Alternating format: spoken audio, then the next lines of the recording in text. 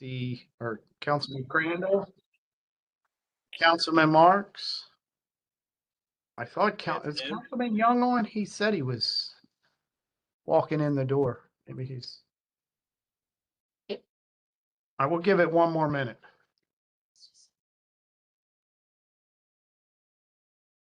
Sir. All right. Well, good afternoon, everyone. This is the work session for legislative day number 13. June 1st will be our legislative session on this on some of these work session items. First up, we have a reappointment to the Police Accountability Board. Miss Renee Streb, and Miss Streb, I don't know if she's online with us. There she is. I feel like we've reappointed Miss Streb 2 or 3 times. Councilman Marks, did you want to say anything about Miss Streb? Yes, thank you. Am I butchering her name? Is it Streb or? No, it's Renee Stribe, and I apologize. Sorry, Miss Streb. I'm almost home. Renee Stribe is the 5th District member of the Police Accountability Board. Renee is an awesome community leader in the Perry Hall area. She's president of the Women's Club of Perry Hall, very involved in the Police Community Relations Council, White Marsh. She's done a phenomenal job, and enthusiastically recommend her reappointment. Okay. Ms. Stride, did you want to say anything or? Hello, all. I appreciate the opportunity to be reappointed. I've really enjoyed my time on the PAB.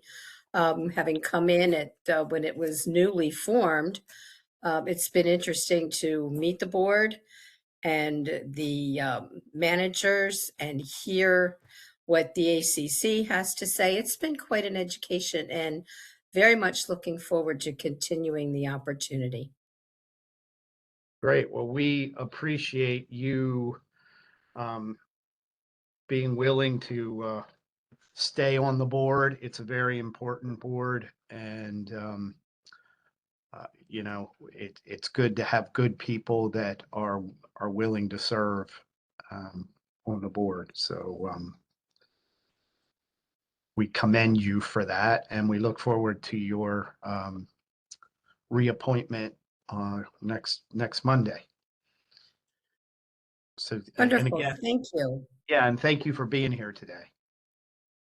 Thank you very much, and I will see you all next Monday. Okay, we will see you then. Thank you, Renee. Thank you. Okay, then we have another reappointment to the Police Accountability Board. This is Mr. Peter Fitzpatrick. And I don't know if Mr. Fitzpatrick is with us or not today. I have not located Mr. Fitzpatrick on our meeting. Do we know whose appointment that is? Is that an administrator? That's mine, Mr. Chairman. Councilman Young, did you want to say anything about Mr. Fitzpatrick? Sure. We've heard from him before on a couple different occasions, but also he's a reappointment he's been on since the beginning. A lot of experience, brings a good perspective to the board, and I think even my conversations with him about one, where the board started, where it is, and where he'd like to see it go. I think he's a value added and would be, well, one wants to continue to serve in that capacity, and happy to put his name back up for reappointment. Okay, well, thank you, Councilman Young. And is he the EMT or the? Yes, sir. Yes, yeah. I feel like we appoint the PAB every 2 years or something. They seem to be in front of us all the time. That's true. Does feel pretty frequent. Very frequent. All right. Okay. So we'll look forward to, he'll probably be there Monday. So we will next move on to BCPS, Mr. Whit Tantleff. He's the executive director for the Department of Fiscal Services at BCPS, about a resolution 1726, authorization for expenditure of non-local funds for the Baltimore County Board of Education. Mr. Tantliff?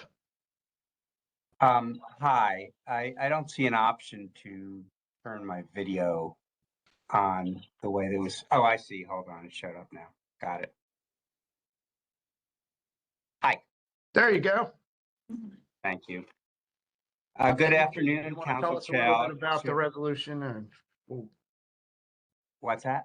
I said, if you just want to tell us a little bit about the resolution. Sure.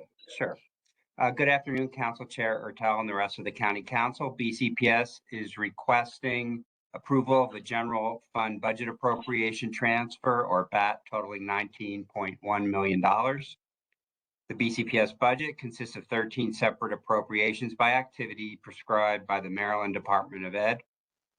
Transfers of funds between activities requires approval from the Board of Ed and the County Council.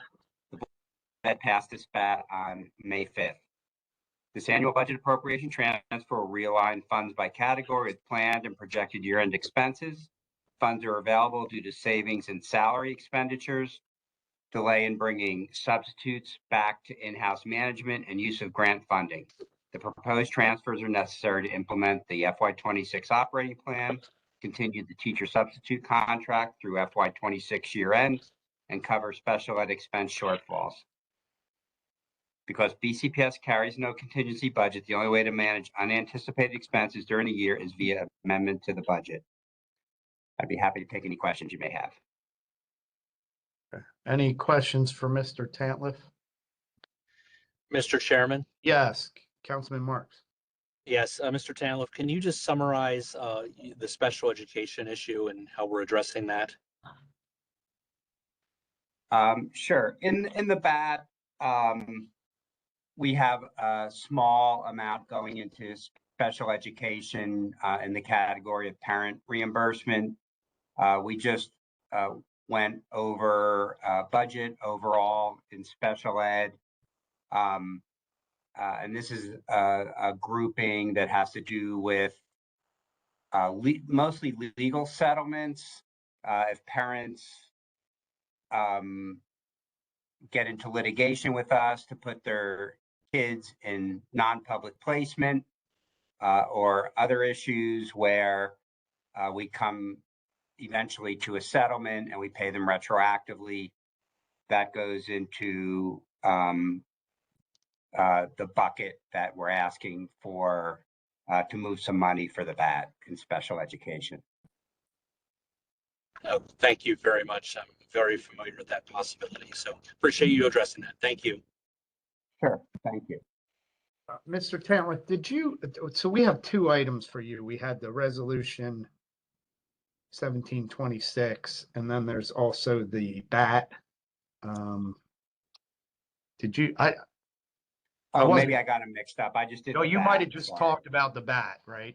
I did, yes. Okay, I thought you did. Okay, so there's the BAT, and then you also have another says authorization for the expenditure of non-local funds. Yes, would you like me to give a quick summary for that? Yeah, if you could, that'd be great. Sure. Yes, I apologize for. No. I think you got two different ones, so. A supplemental appropriation of $10.54 million is requested to fund final FY26 bargaining compensation, $3.1 million agreed to following budget adoption and the conclusion of impasse with Tabco. Continued implementation of our new ERP Oracle system, $5.5 million, and additional special education parent reimbursement, similar to what I just mentioned in the BAT. The source of the supplemental funding is an additional $2.74 million to match final state revenue above the adopted budget and $7.81 million of fund balance. The fund balance usage amount is consistent with the figures shown during multiple presentations to the Board of Education during the FY27 budget process. Be happy to take any questions. Okay, any questions for the members on resolution 1726? No? Okay. Thank you, Mr. Tantliff. We appreciate you being here today. Thank you very much. Absolutely. All right, next up, we have Mr. Lawrence Richardson, Deputy Director at HHS. And Mr. Richardson has 6 different items for us, starting with a bat and several, 5 different new contracts or continuing contracts. Mr. Richardson, whenever you're ready. Okay, good afternoon, Chairman Ortel and members of the council. Um, as you mentioned, I'll start with the bat. The Health Department is requesting your approval for a budget appropriation transfer of $1,400,000 to cover higher than budgeted salary costs from our lower than expected attrition rate. Additionally, we had service contract costs that increased over time for outside working hours in response to higher than anticipated use of our animal services and unanticipated credit card fees. The Bureau of Animal Services also experienced a high volume of animal rescues and seizures in FY26. This caused the staff to work more overtime than anticipated, and there was also an increased need for additional contracted vendors to provide the necessary support and care for the animals in our custody. That increased our credit card fees and represented an increase in our clients' utilization of credit cards at the health centers. The agency has experienced lower turnover than we projected across multiple divisions, and that's just the need for the BAT.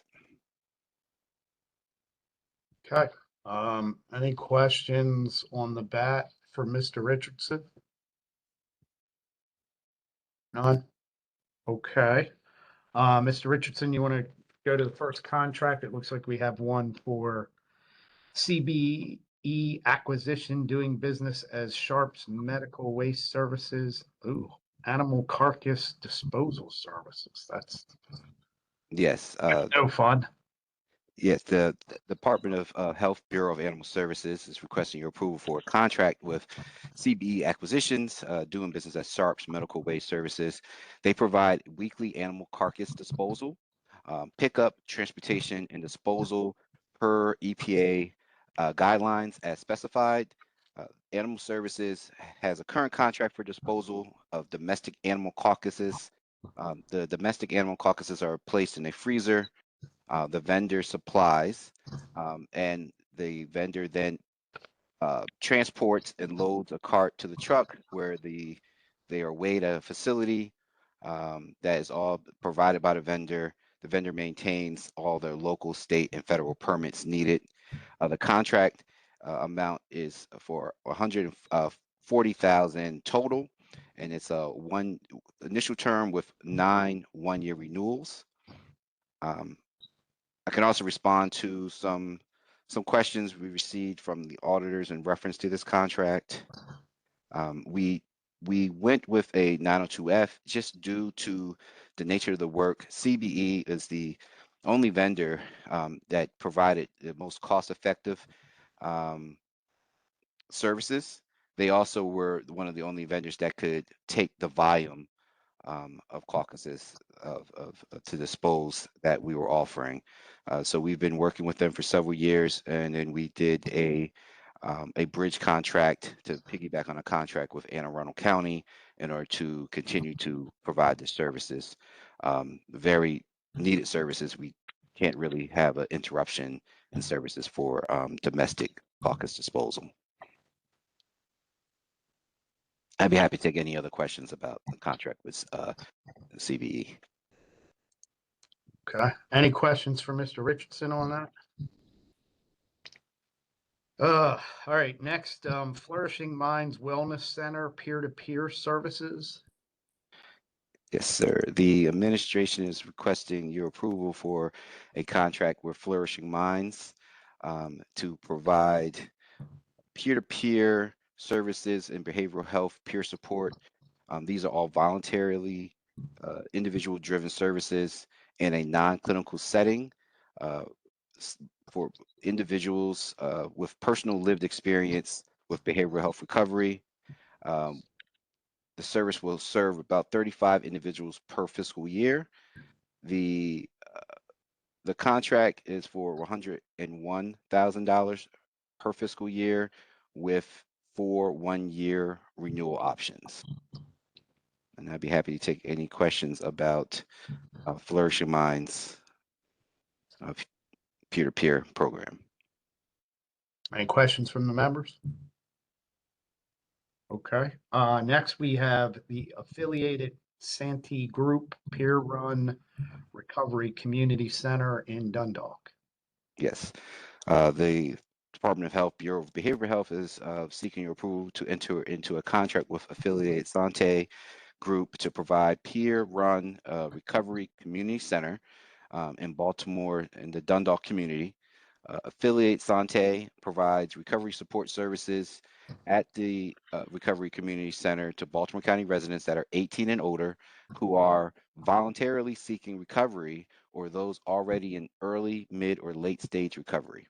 Recovery support services are non-clinical in nature, include but are not limited to mentoring, peer-led support groups, informational classes, life skills sessions, and then linkages to community services, alcohol, drug-free socialization opportunities. So these services are provided by peer recovery specialists who are required to be or become a state certified peer recovery specialist. Funding for the Recovery Community Center and for the recovery support services is available through a grant from the Maryland Department of Health, Behavioral Health Administration. The initial for this service will hopefully be able to serve 249 unduplicated adults. That's where we're estimating within, and the location as mentioned is within the Dundalk area and Dundalk community. The fiscal amount is based on our grant amount is $231,787. I'll be happy to take any questions and for initial term with 4-year renewals. Any questions from the members on the Peer-to-Peer Recovery Community Center in Dundalk?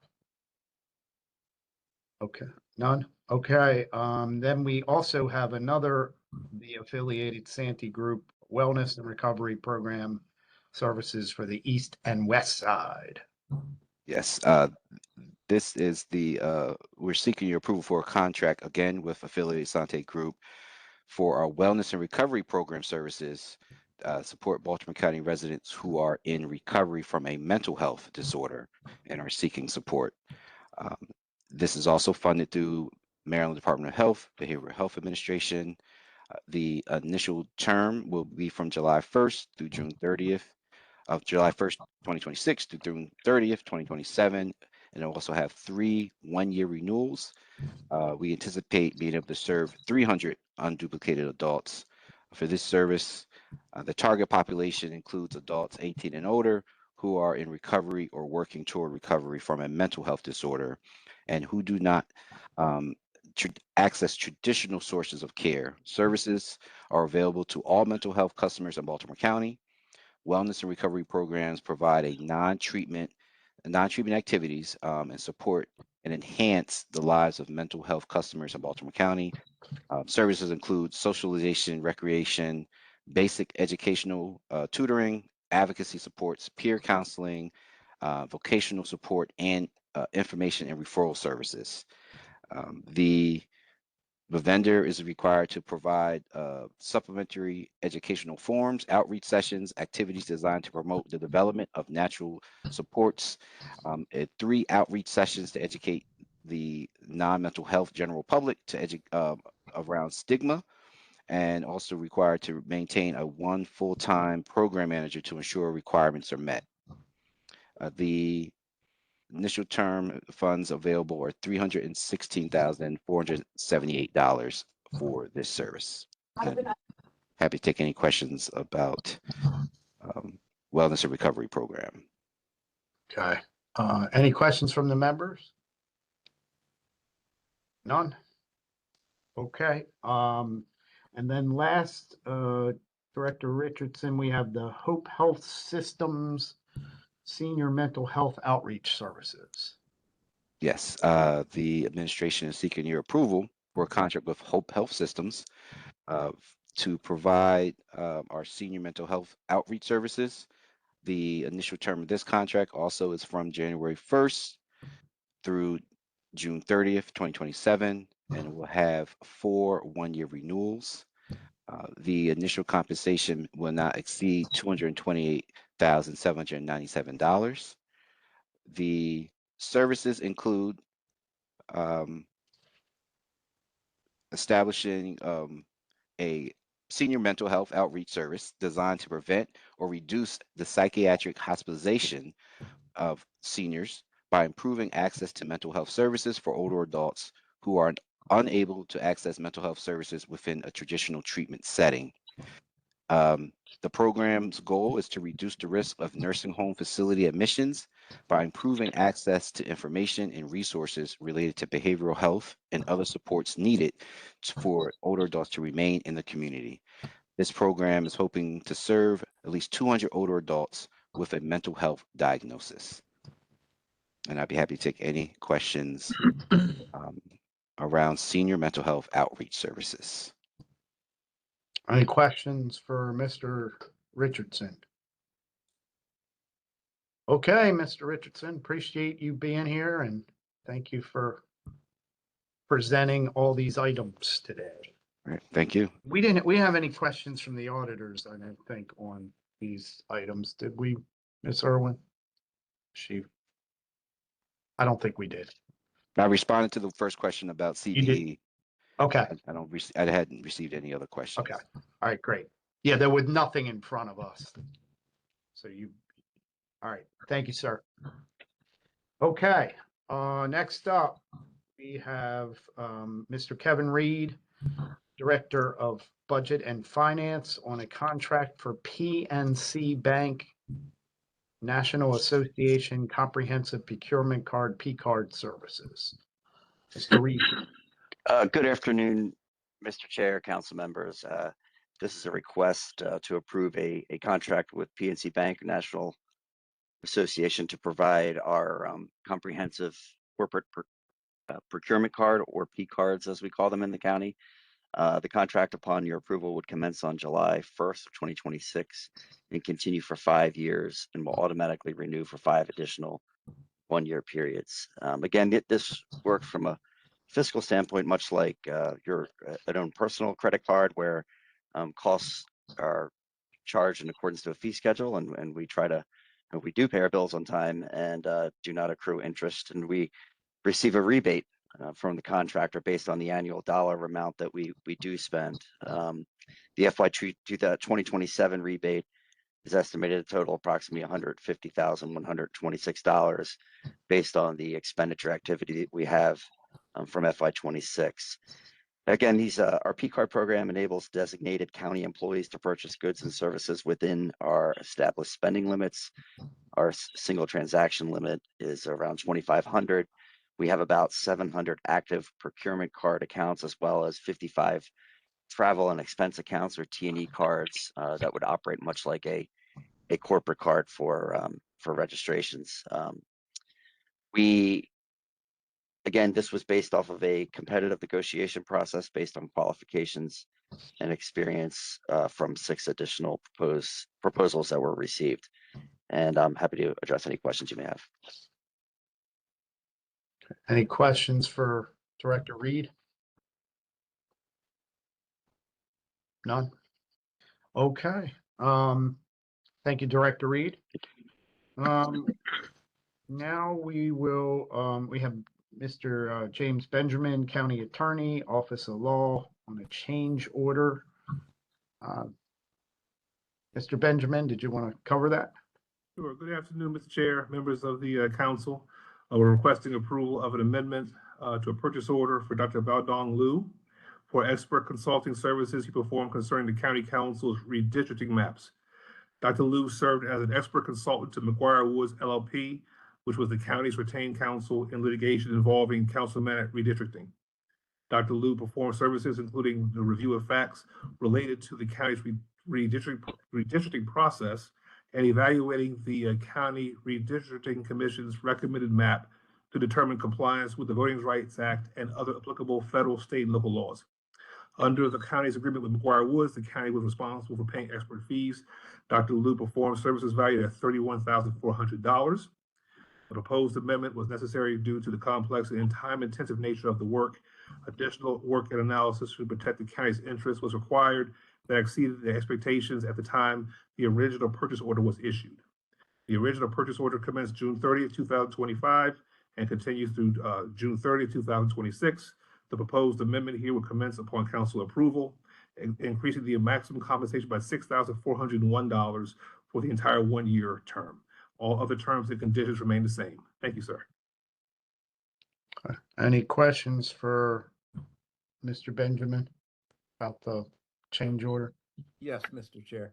Yeah, go ahead, Councilman Patoka. Thank you, Mr. Chair. So, Mr. Benjamin, wasn't this work completed a year ago? Or some The time work frame was like that? completed last fall, but there was a review of the bills that I guess took a little bit longer than anticipated. I do apologize for the amount of time, but you are correct, sir. That was last fall, but we've But done how, the, so it was last fall and now 5, 6, 7, 8, 9, say 9 months later, where, I mean, it's not a great deal of money, but it just seems odd to me that we're coming back 9 months later with an amendment with a request when I thought the work was completed some 9 months ago. The work, as I said, the work was completed, sir. I apologize for the amount of time it took to review that additional bills with the firm, but we're here now seeking the amendment. I do apologize, sir. Okay, it's a head scratcher for me, but thank you. Yes, sir. Any other questions? Mr. Benjamin, I had a comment. You know, we have this new Maryland Voters' Rights Act. And I'm not, I don't know if the county ought to be looking to budget for this, because it seems like every time we're going to redistrict every 10 years, we're probably going to be challenged and spend millions of dollars every time. Because anyone who's aggrieved can bring suit and then file for damages if we make any changes. So I don't know where I'm going with this, but the reality is that law now creates a situation where not that it couldn't have happened before, but that almost certainly the county is going to have to spend a lot more money every 10 years to deal with redistricting.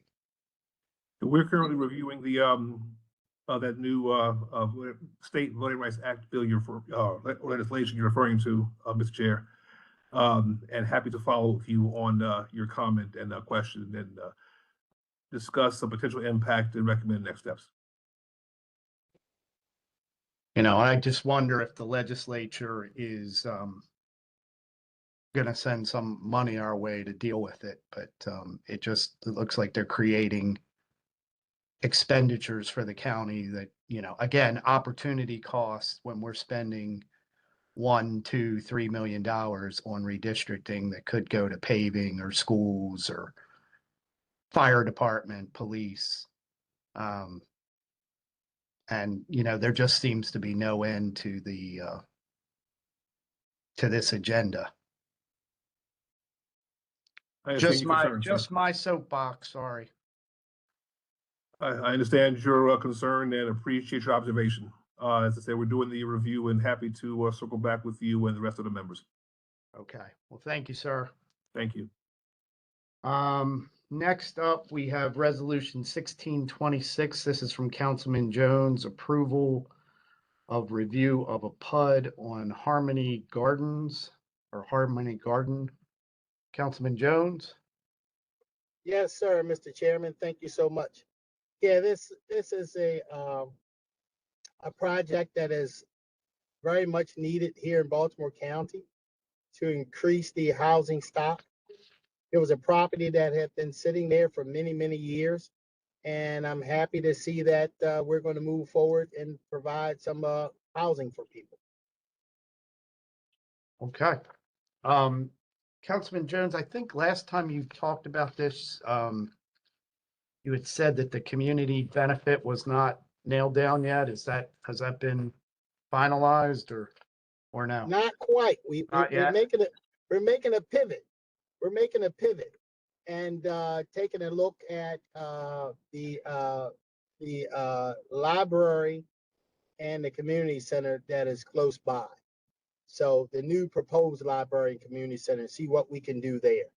So as opposed to some other things. Okay. So hopefully we'll get it down and get it advertised we'll have it done before Friday. Any questions for Councilman Jones? Yes, Mr. Chair. Councilman Patoka? The library and community center, is that the one where Shoppers used to be? Yes, Okay, thank you. sure. Okay. All right. Thank you, Councilman Jones. Next up, we have Director of Office of Human Resources, Ms. Renee Coleman, on the personnel law. It's Bill 3926 Personnel Law of Baltimore County. Ms. Coleman, how are you? I'm good. How are you, sir? Good. Good. Okay, so I have Bill 3926 implements the changes to the classification and compensation plan as recommended by the Personnel and Salary Advisory Board or required as a result of labor negotiations for FY27. The bill provides that pay schedule 3 of the standard salary grades for classified employees is amended to retroactively adjust the pay schedule to July 1, 2025. Specifically amends the pay schedule based on a settlement agreement. The bill also provides that pay schedule 1C, 1E, 3, 6P for corrections, 6P for emergency communications, and pay schedule 13 of the standard salary grades for classified employees are amended to adjust the pay schedule effective July 1, 2026. The bill also provides that pay schedules 1, 1C, 1E, 2, 4, 5, 6, 6P, 7, 8, 11, 12, 13, and EPP of the standard salary grades for classified employees are amended to adjust the pay schedules effective January 1, 2027. The bill also adds 3 new class titles, including Code Inspection and Enforcement Officer 4, which is the Deputy Chief, Lead Traffic Sign and Marking Mechanic, and Environmental Operations Crew Chief, and assigns the new class titles to specific pay schedules and grades effective July 1, 2026. The bill also amends the pay grades for 38 existing class titles in Section 2 of the Classification and Compensation Plan effective July 1, 2026. And lastly, the bill adds new regulations to Rule 6 regarding promotions in Section 4 of the Compensation Plan Regulations effective July 1, 2026, and amends the regulation in Rule 10 regarding premium pay for employees on Pay Schedule 4. Okay. Any questions from the members for Ms. Coleman? No? Ms. Coleman, I had one question. Do you know if we have done any review on the position? There's a couple, but it's predominantly the office clerk administrative position, and supposedly it has not been reviewed or upgraded in 15 years, that we're paying the same as we paid back in 2010.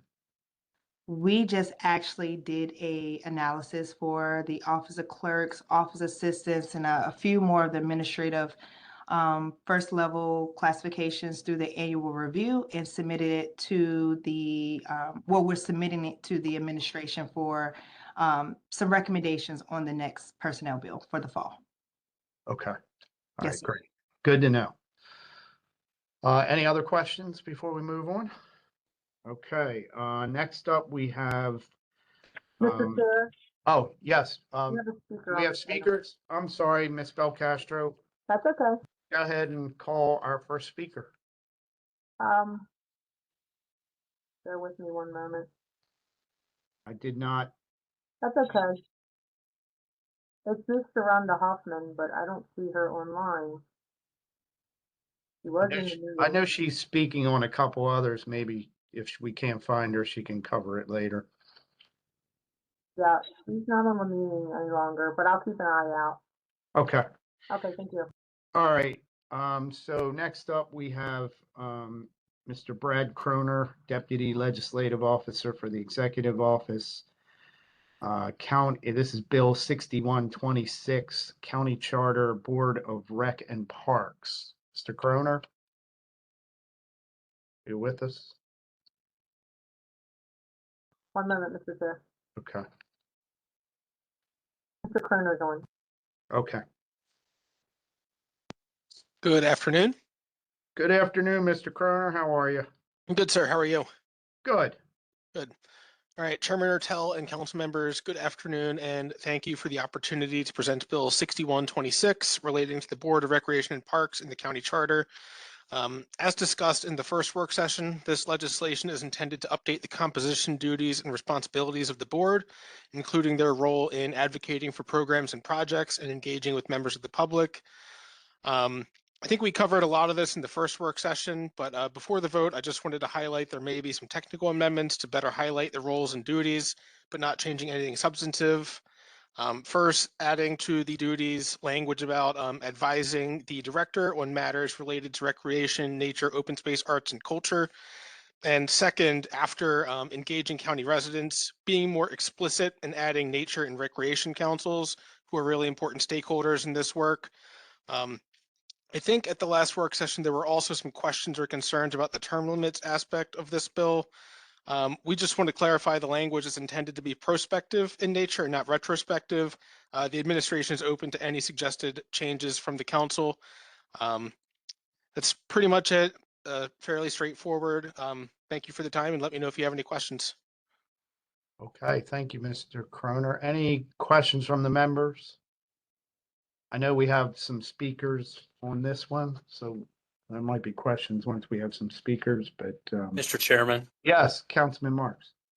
Yeah, I think this is a very good bill. I think it provides some purpose and structure to this panel, which is extremely important. And I just want to thank the administration for working through this. Thank you. Okay, Ms. Belcastro, did you want to call our first speaker?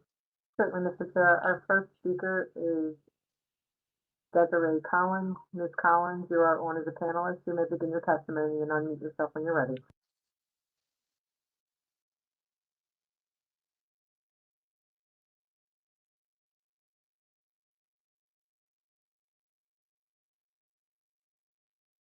Ms. Collins, you with us?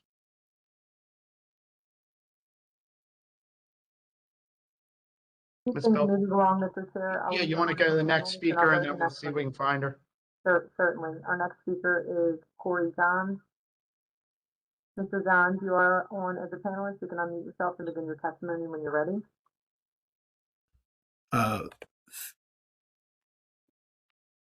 Thank you. Thank you, members of the Baltimore County Council. My name is Corey Johns. I'm speaking as an individual who serves on the Baltimore County Board of Rec and Parks, not as on behalf of the board. I'm in strong support of I have a little bit of opposition when it comes to term limits. I'll get that at the end. It's time to modernize what Rec and Parks duties are in the charter.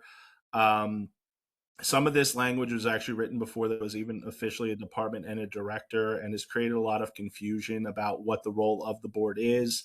There are some things, stating, operational decisions that the board had that are not relevant anymore, as there is a director who is doing a fantastic job. Director Brian Shepard is absolutely doing a great job in the short time he's been there. So I just wanted to throw that out. But a lot of what Rec and Parks has done over the past 70 years is stuck in the 1956 model that it was designed in, that it was set up in. And it actually took months for somebody from the Office of Law to share how the different laws over the years have updated the duties of the board. and it just creates confusion. So it's time to modernize and really make it clear what the role of the board is today. I will just say when it comes to term limits, this is an unpaid position, not a stipend position. I think my position would be different if this were a stipend board. I'm a volunteer. I don't get paid for this. It actually costs me gas money and ink money to be a member of this. And I felt like as a member of a board, as somebody who's appointed, I'm appointed by the county executive. I'm at the will of the person who appoints me. If that person feels that I'm not doing a good job serving Baltimore County, that person has a right to make a change. But what a term limit does is handcuffs that person to move on and forces them to move on after a certain amount of time. Again, I'm an at-large member appointed by the county executive. I don't know who the next county executive would be. I would be interested in serving on the board, but I understand that there's the prospective, but just given the nature of this, the next person could not entertain a person like me if they feel that I'm doing well. And they have a right to do that, but I just feel like it forces a potential huge change of turnover every 4 years, and that's a significant loss of institutional knowledge. If you have a person who is doing well on the board and the member wants to keep them on, I feel like they should be able to do that. Not be required to make a change just because there's a term limit. So with that, I support the charter amendment with that one request for an amendment to remove the term limits. And Mr. Johns, I think we are looking at putting an amendment on there to strike the term limits or change them to something much longer. Thank you. Mr. Chair. Yes, Councilman Jones. No, I wanted to thank Corey Johns for all of his hard work and dedication. And I can't agree with him more in terms of the term limits. You have a lot of institutional knowledge. We have people that have been working on the board for years. And to be quite frank, even though they may not be from my district, they are some go-to people for me because of their experience, because of their knowledge, and these are people that I can trust. So I think it does us a disservice when we decide to put term limits on a volunteer position where people have a right to, the person that I appoint, I have a right to stick with that person until such a time that either they or I feel as though they're not doing a good job and they want to move on. But why force a change when everything is going great? So that's my 2 cents. Thank you very much. Thank you for your service, Corey. Thank you. Yes, thank you, Corey. We appreciate everything you've done there, and you've done a lot of heavy lifting. All right, Ms. Belcastro, next speaker. We're going to go back to Ms. Collins. She is now unmuted. Ms. Collins, when you're ready to begin your testimony. Okay, thank you so much. Good afternoon, Mr. Chair and House members. My name is Desiree Collins. I am a member of the Baltimore County Recreation and Parks Board. I am an at-large member appointed by former Executive Johnny O. I am for term limits. And I'll tell you why I'm for term limits. I reside in District 1. And in District 1, prior to me getting on the board, we didn't even know who our board representative was. He never came to the board meetings. He never represented us. In fact, Halethorpe Civic League was complete unknown. And it was not until I came on the board and as an at-large member, I said, well, since nobody's really representing District 1, in particular my district in Halethorpe, I'm going to focus on District 1 in Halethorpe. And that's how Halethorpe got on the map. Prior to that, Halethorpe was an unknown. The rec park didn't even really know that Halethorpe was part of the civic association, the civic league, because our representative never came to any of the board meetings. And for some reason, that was okay. And I believe we need term limits because it gives a fresh perspective and you don't get stuck into that. We've already done that. You know, and it helps it helps ensure safeguards so that you don't get entrenched. It also helps us to have a more diverse representation of the board, and it helps new ideas to inflow. So it also keeps boards accountable. So we can serve for two terms. That's 8 years. And if you can't get what you need and done in 8 years, then you're not doing your job. And I think there is a role for, and I do appreciate what Corey was saying about, you lose the, you lose the people that have been on there, but there can be a role as an advisory in that regard. Maybe they can act as an advisory role. You can always come back to those people. But I do think there is a place for term limits. And I feel very, very strongly about that.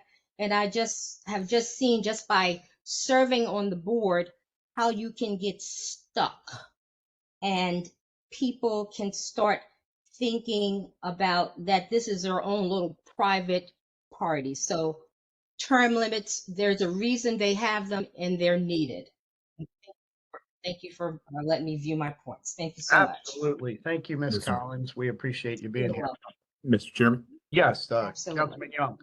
just wanted to take an opportunity to thank Ms. Collins for her work on the board and on the Southwest, and appreciate in the first year of my term bringing to my attention the lack of participation, also the need for an appointee that was present. I think you bring up very good points associated with the reality that not every board is created equal, and not everybody that has applied to sit on position is actively participating. And one, just a consummate supporter of the Southwest and of your community, and appreciate your dialogue over the last 3.5 years, and look forward to continuing to talk with you. Thank you.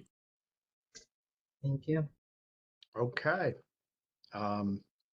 Any others before we move to the next speaker? Mr. Chair? Yeah. Yeah, Councilman Patoka. So I'm trying to understand from Ms. Collins and others, maybe the council secretary can help me. So District 1 had a representative to the Rec and Parks Board that was not an active participant. And I was just trying to get a sense of a time frame. Was it through multiple council members? Was it the previous? I don't understand. I can help if you'd like, Mr. Chairman. Yeah, that would be helpful. There Go was ahead, Councilman Young. There was a long-term member of the board from District 1 that was appointed by the previous council person. I think they resigned, or just, I don't know the specifics because it happened in the previous term. And then moving into 2022, there was a vacancy on the board, to which then started a search to find an appropriate person to fill it. And that representative from District 1 that was appointed in, I believe, 2023 has been an active member and also served as the vice chair of the board at the moment. So there was a break between the previous person and the previous council either resigning or leaving the position, and then a gap between finding somebody to fill after the beginning of this term. Thank you, Councilman Young. I guess the question I'm trying to determine is how long prior to you being elected was the first district not having an active representative on the Rec and Parks Board? I think Ms. Desiree Collins would know better, but under the previous, I'm not sure how long the other person had served for. And I guess because part of the role of a council member is to keep your eye on the ball in terms of appointments to various boards and commissions. And so I'm just trying to understand, does it take the election of a new council member to remedy that? In this case, it did, Councilman. Yeah. And so I'm just trying to find out how long it wasn't remedied. That's what I'm trying to find out. Half a year. Mr. Secretary, would you have that information? How long, and maybe is there attendance requirements for boards and commissions? There is. There are. Oh, he's really bad at this. There are attendance requirements, and there are removal provisions as well. Mm-hmm. Okay, Well, perhaps, is this the first or second work session on this? this is, I believe it's the first, isn't it? Okay, perhaps by the second work session, we can identify perhaps I'm not trying to point at anybody, I'm just trying to understand. This is the second. This Oh, it final is the reading and second. vote is on Okay. Monday. Gotcha. Okay, just trying to understand the dynamic of how long an appointment can go on a board, an important board like the Rec and Parks Board. Before someone, in this case, we're lucky that Ms. Collins was able to identify it and that she was ably representing the first district. Just curious, like how long this issue was unattended to. Okay, thanks, Mr. Chair. Okay, thank you, Councilman Patoka. I know we have one more speaker, Ms. Belcastro. Certainly, our next speaker is Brooks Patternot. Okay, Mr. Paternock, how are you, sir? Hi, it's Patternot. Paternock, I'm sorry. I Thank like, you. I made a career out of butchering names, so don't. That's quite all right. With a last name like mine, I've heard it all. But I want to thank you all, thank the council president for giving me a few minutes to talk about this important issue. As you know, I'm Brooks Patternot. I do on the board of Rec and Parks, representing the beautiful second district. And thank you, Councilman Patoka, for that opportunity. I just have two very quick points. I appreciate what Brad was saying earlier about making sure that nature, and not just parks, but nature and nature councils are referenced in the amendments there to the document. I also agree with Corey about term limits.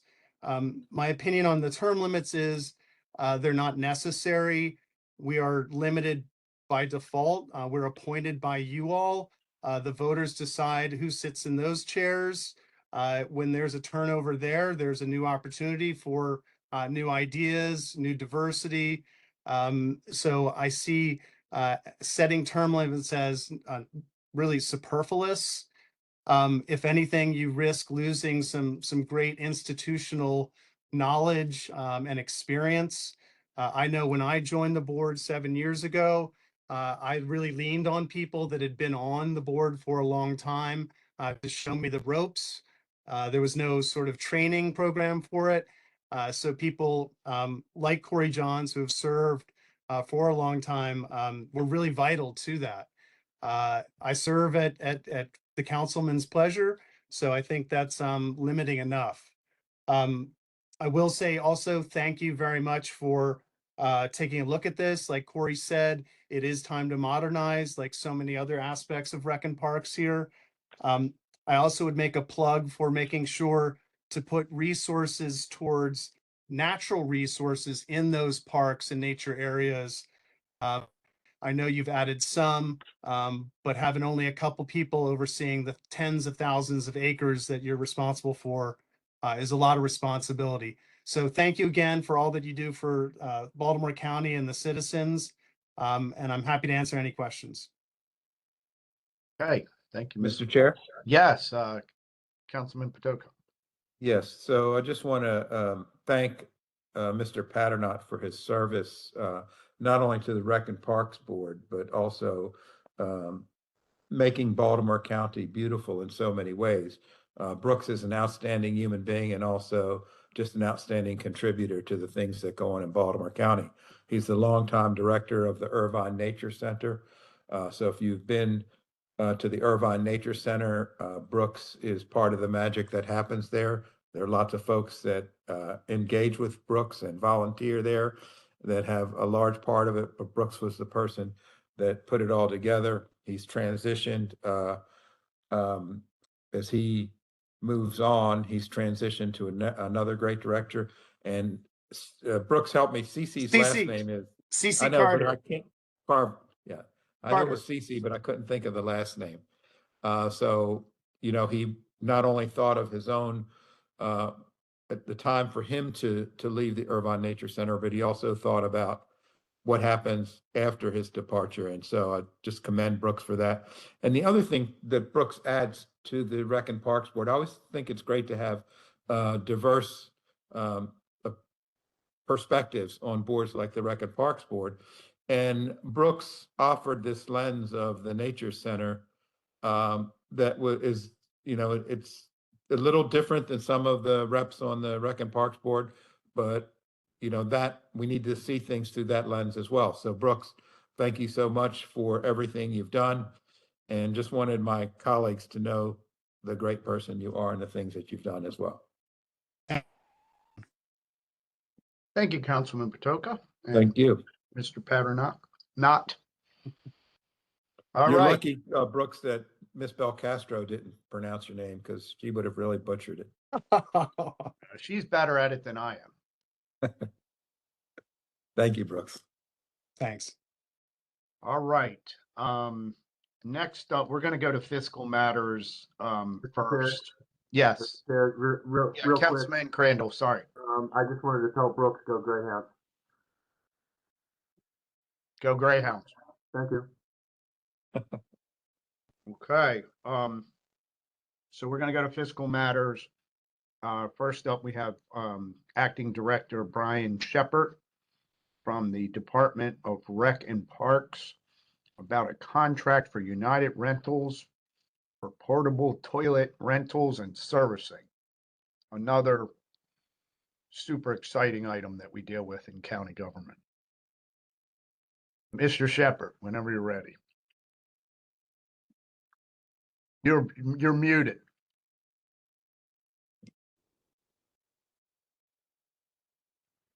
All right, I got it now. There you go. Before long, I'll get this. Probably be my last day, but I'll get it. Good afternoon, Mr. Chairman and members of the council. The administration is seeking approval of a contract to provide portable toilets for Rec and Park sites as well as other sites and events throughout the county. This is a one-year contract with 4-year renewals. It will replace the current contract that expires in June. The contract value is set to not exceed $1.2 million over 5 years. This contract was competitively bid. The contractor that was selected was the best qualified vendor and also the low bid. The winning vendor is also the existing vendor, and generally speaking, we've had some success with this vendor over the last several years, with just a smattering of issues. With that, happy to take any questions you may have. Seems like last year we had some controversy about the porta potties, but we're in good standing now. Mr. Chairman, Yes, Councilman Marks. to illustrate what an outstanding acting director Mr. Shepard is, he personally got some porta potties cleaned at Seven Oaks Elementary School after we had some complaints. I again repeat this, he is a terrific acting director and would be wonderful in the full role. Thank you. Can I just clarify? I myself did not clean the spot pots. You didn't go out there with a sponge and a pail, right? You weren't I out did there not. with the bleach. Well, I did not. Worked with the right people to get it done. Well, thank you, Director Shepard and Councilman Marks. Unless there's any other questions for Acting Director Shepard, we can move on. All right. So next up is an addendum. This is a BAT for the police department for $1.387 million. And I think Colonel Dennis Delp is presenting. Colonel Delp, whenever you're ready. Good afternoon, everyone. So the FY26 Police Department budget is expecting a deficit. There are several contributing factors, including an increase in public demonstrations and events has led to an increase in overtime and callback costs. A large number of retirees has exceeded our planned leave payouts for the fiscal year, and a 4th recruit class was added in June to help with minimizing our vacancies. This leads to higher costs in uniforms, body armor, and equipment. A budget appropriation transfer in the amount of $1,387,715 is needed to offset these costs. This would assist in offsetting the overtime and callback cost and help us to purchase the equipment required for the new recruits. Thank you. Colonel Delp, did you see the auditor's note? And I think you kind of answered I did. at least one of the questions. There was a second one about explain why the funds are available in the Office of Human Resources Personnel Administration Program. I would have to defer that to the Office of Budget and Finance or someone over in the county administration for that. Okay. So the other question was just because we updated our projections after pay 22, which was actualized on May 8th, and based on that updated projections, we just demonstrated a greater need for the first question in reference to overtime cost and the ripple effect of our higher than expected retirements causes a ripple effect in acting pay, vacancies, filling the vacancies, and those types of things. Okay. Thank you, Colonel. Any questions for the Colonel? None? Okay. Thank you, Colonel Delp. Thank you. We appreciate you being here. Thanks. All right. Next up, we have State's Attorney Scott Schellenberger on another bat. This is much smaller, $115,000 for the State's Attorney's Office. Mr. Schellenberger, you there? You with us? There you are. You're muted. You're still muted.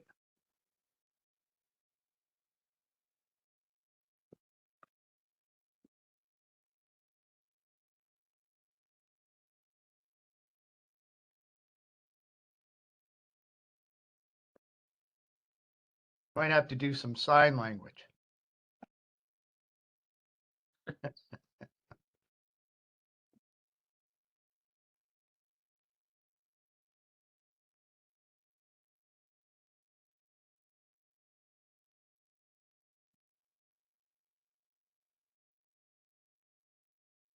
Anyone read sign language?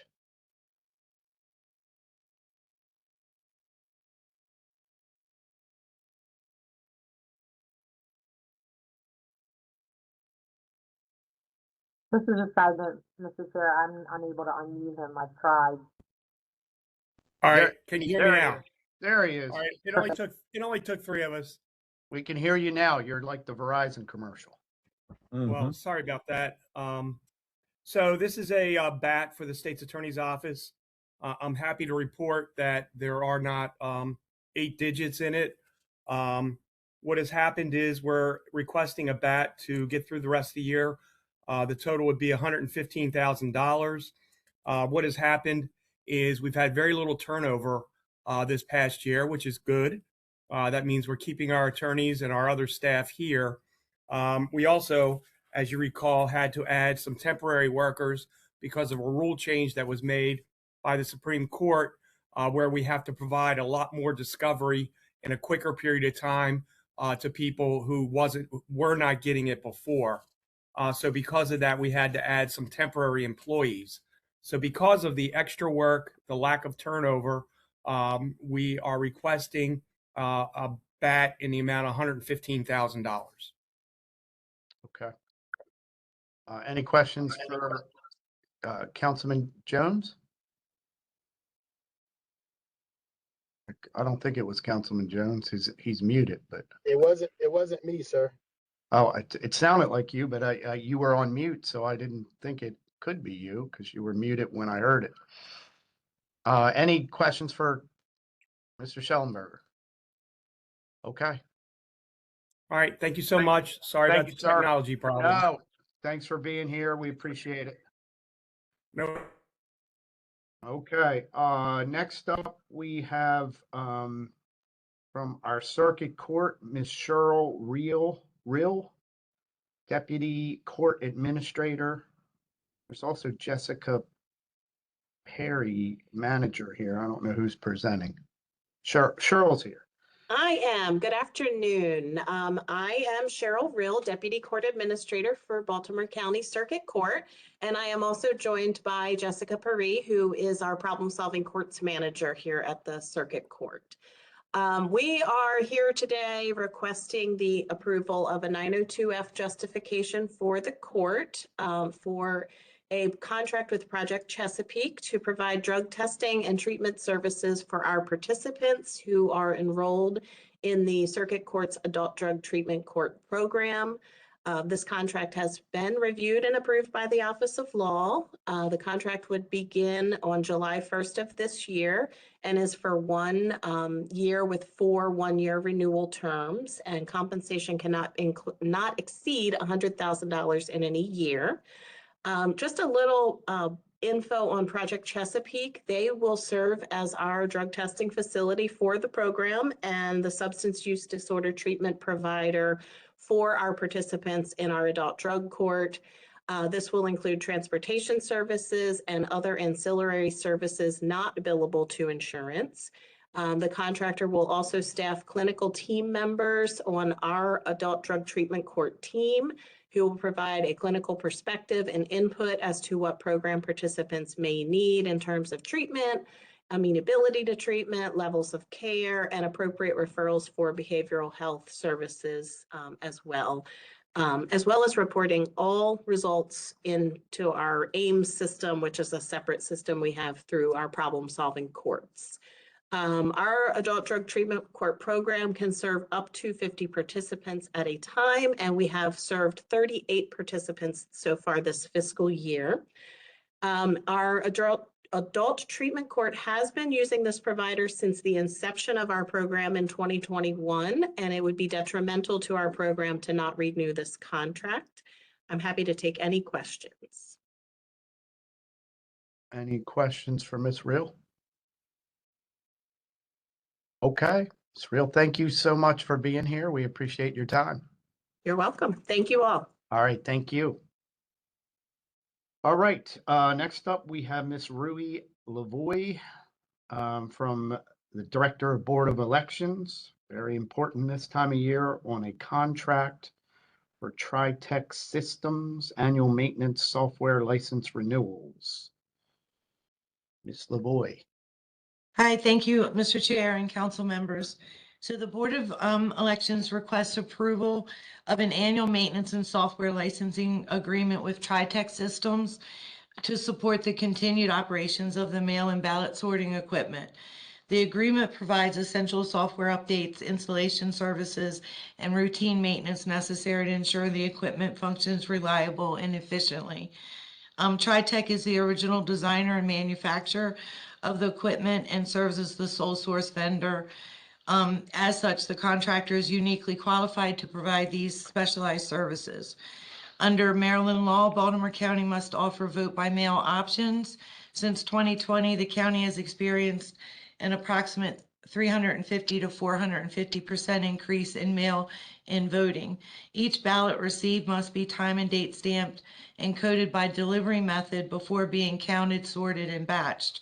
The mail and ballot sorting equipment enables us to meet these requirements efficiently and accurately, allowing certification of election results to occur timely.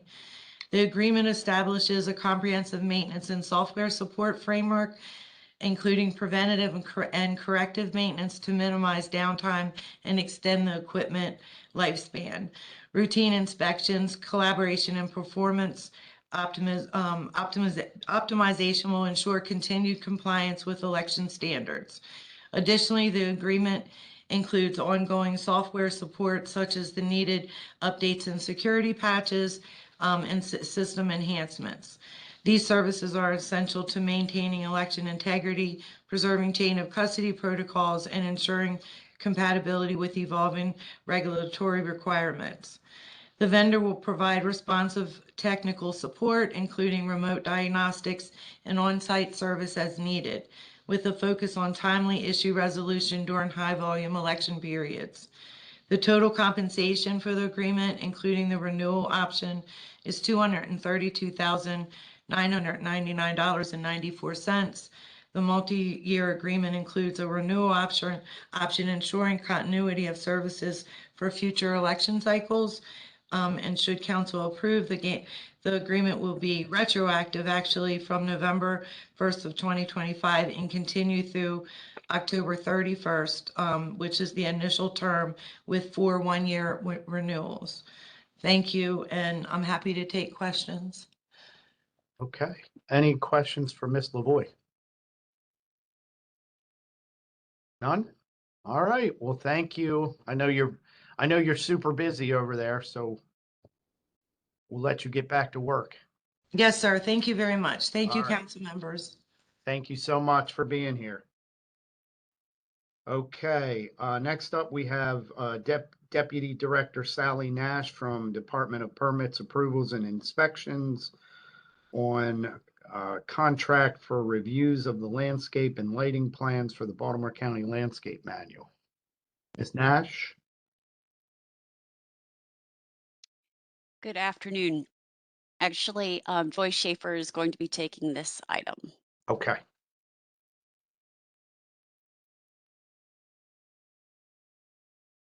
Is she with us? I assume. She is now. There Chair. she is. There she is.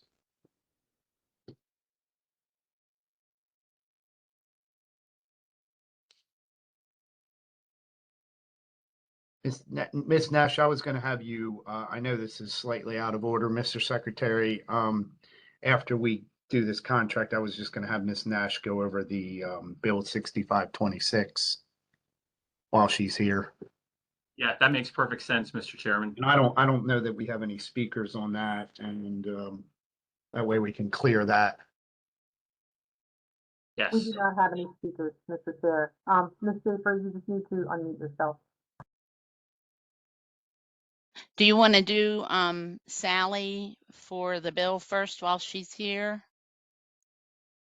And then I'll do the fiscal matter. It's up to you. Why don't you do the fiscal matter and then we'll do the bill, because there might be more questions on that. Okay, good afternoon or evening, I guess.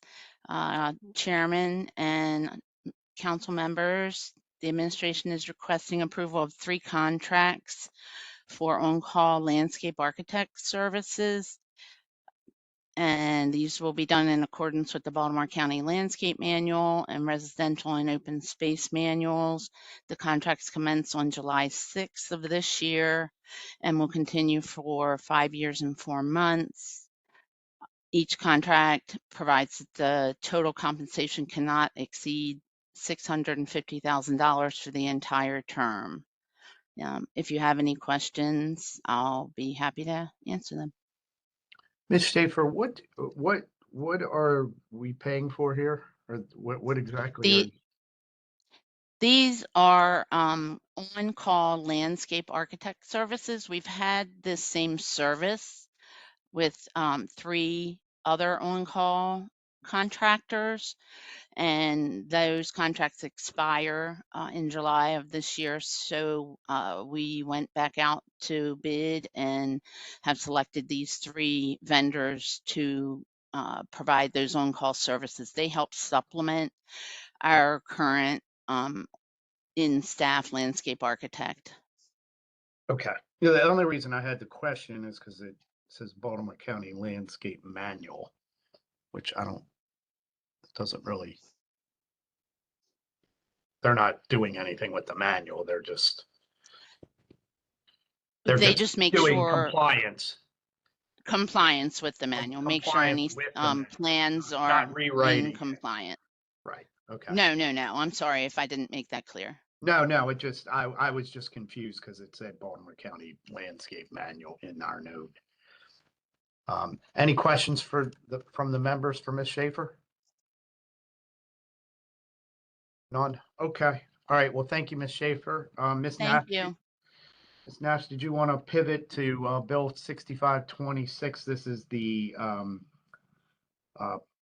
food trucks definitions and prohibitions bill.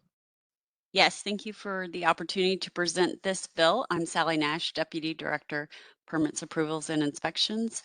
And this bill is to update a conflicting definition, the definition in Baltimore County Code in Article 21, Title 8, which is the section that permits, approvals, and inspections has purview over, conflicts with the health department regulations. And this has caused a lot of confusion over the years. So we would like to change our definition of food truck to be more closely aligned with the health department's regulations.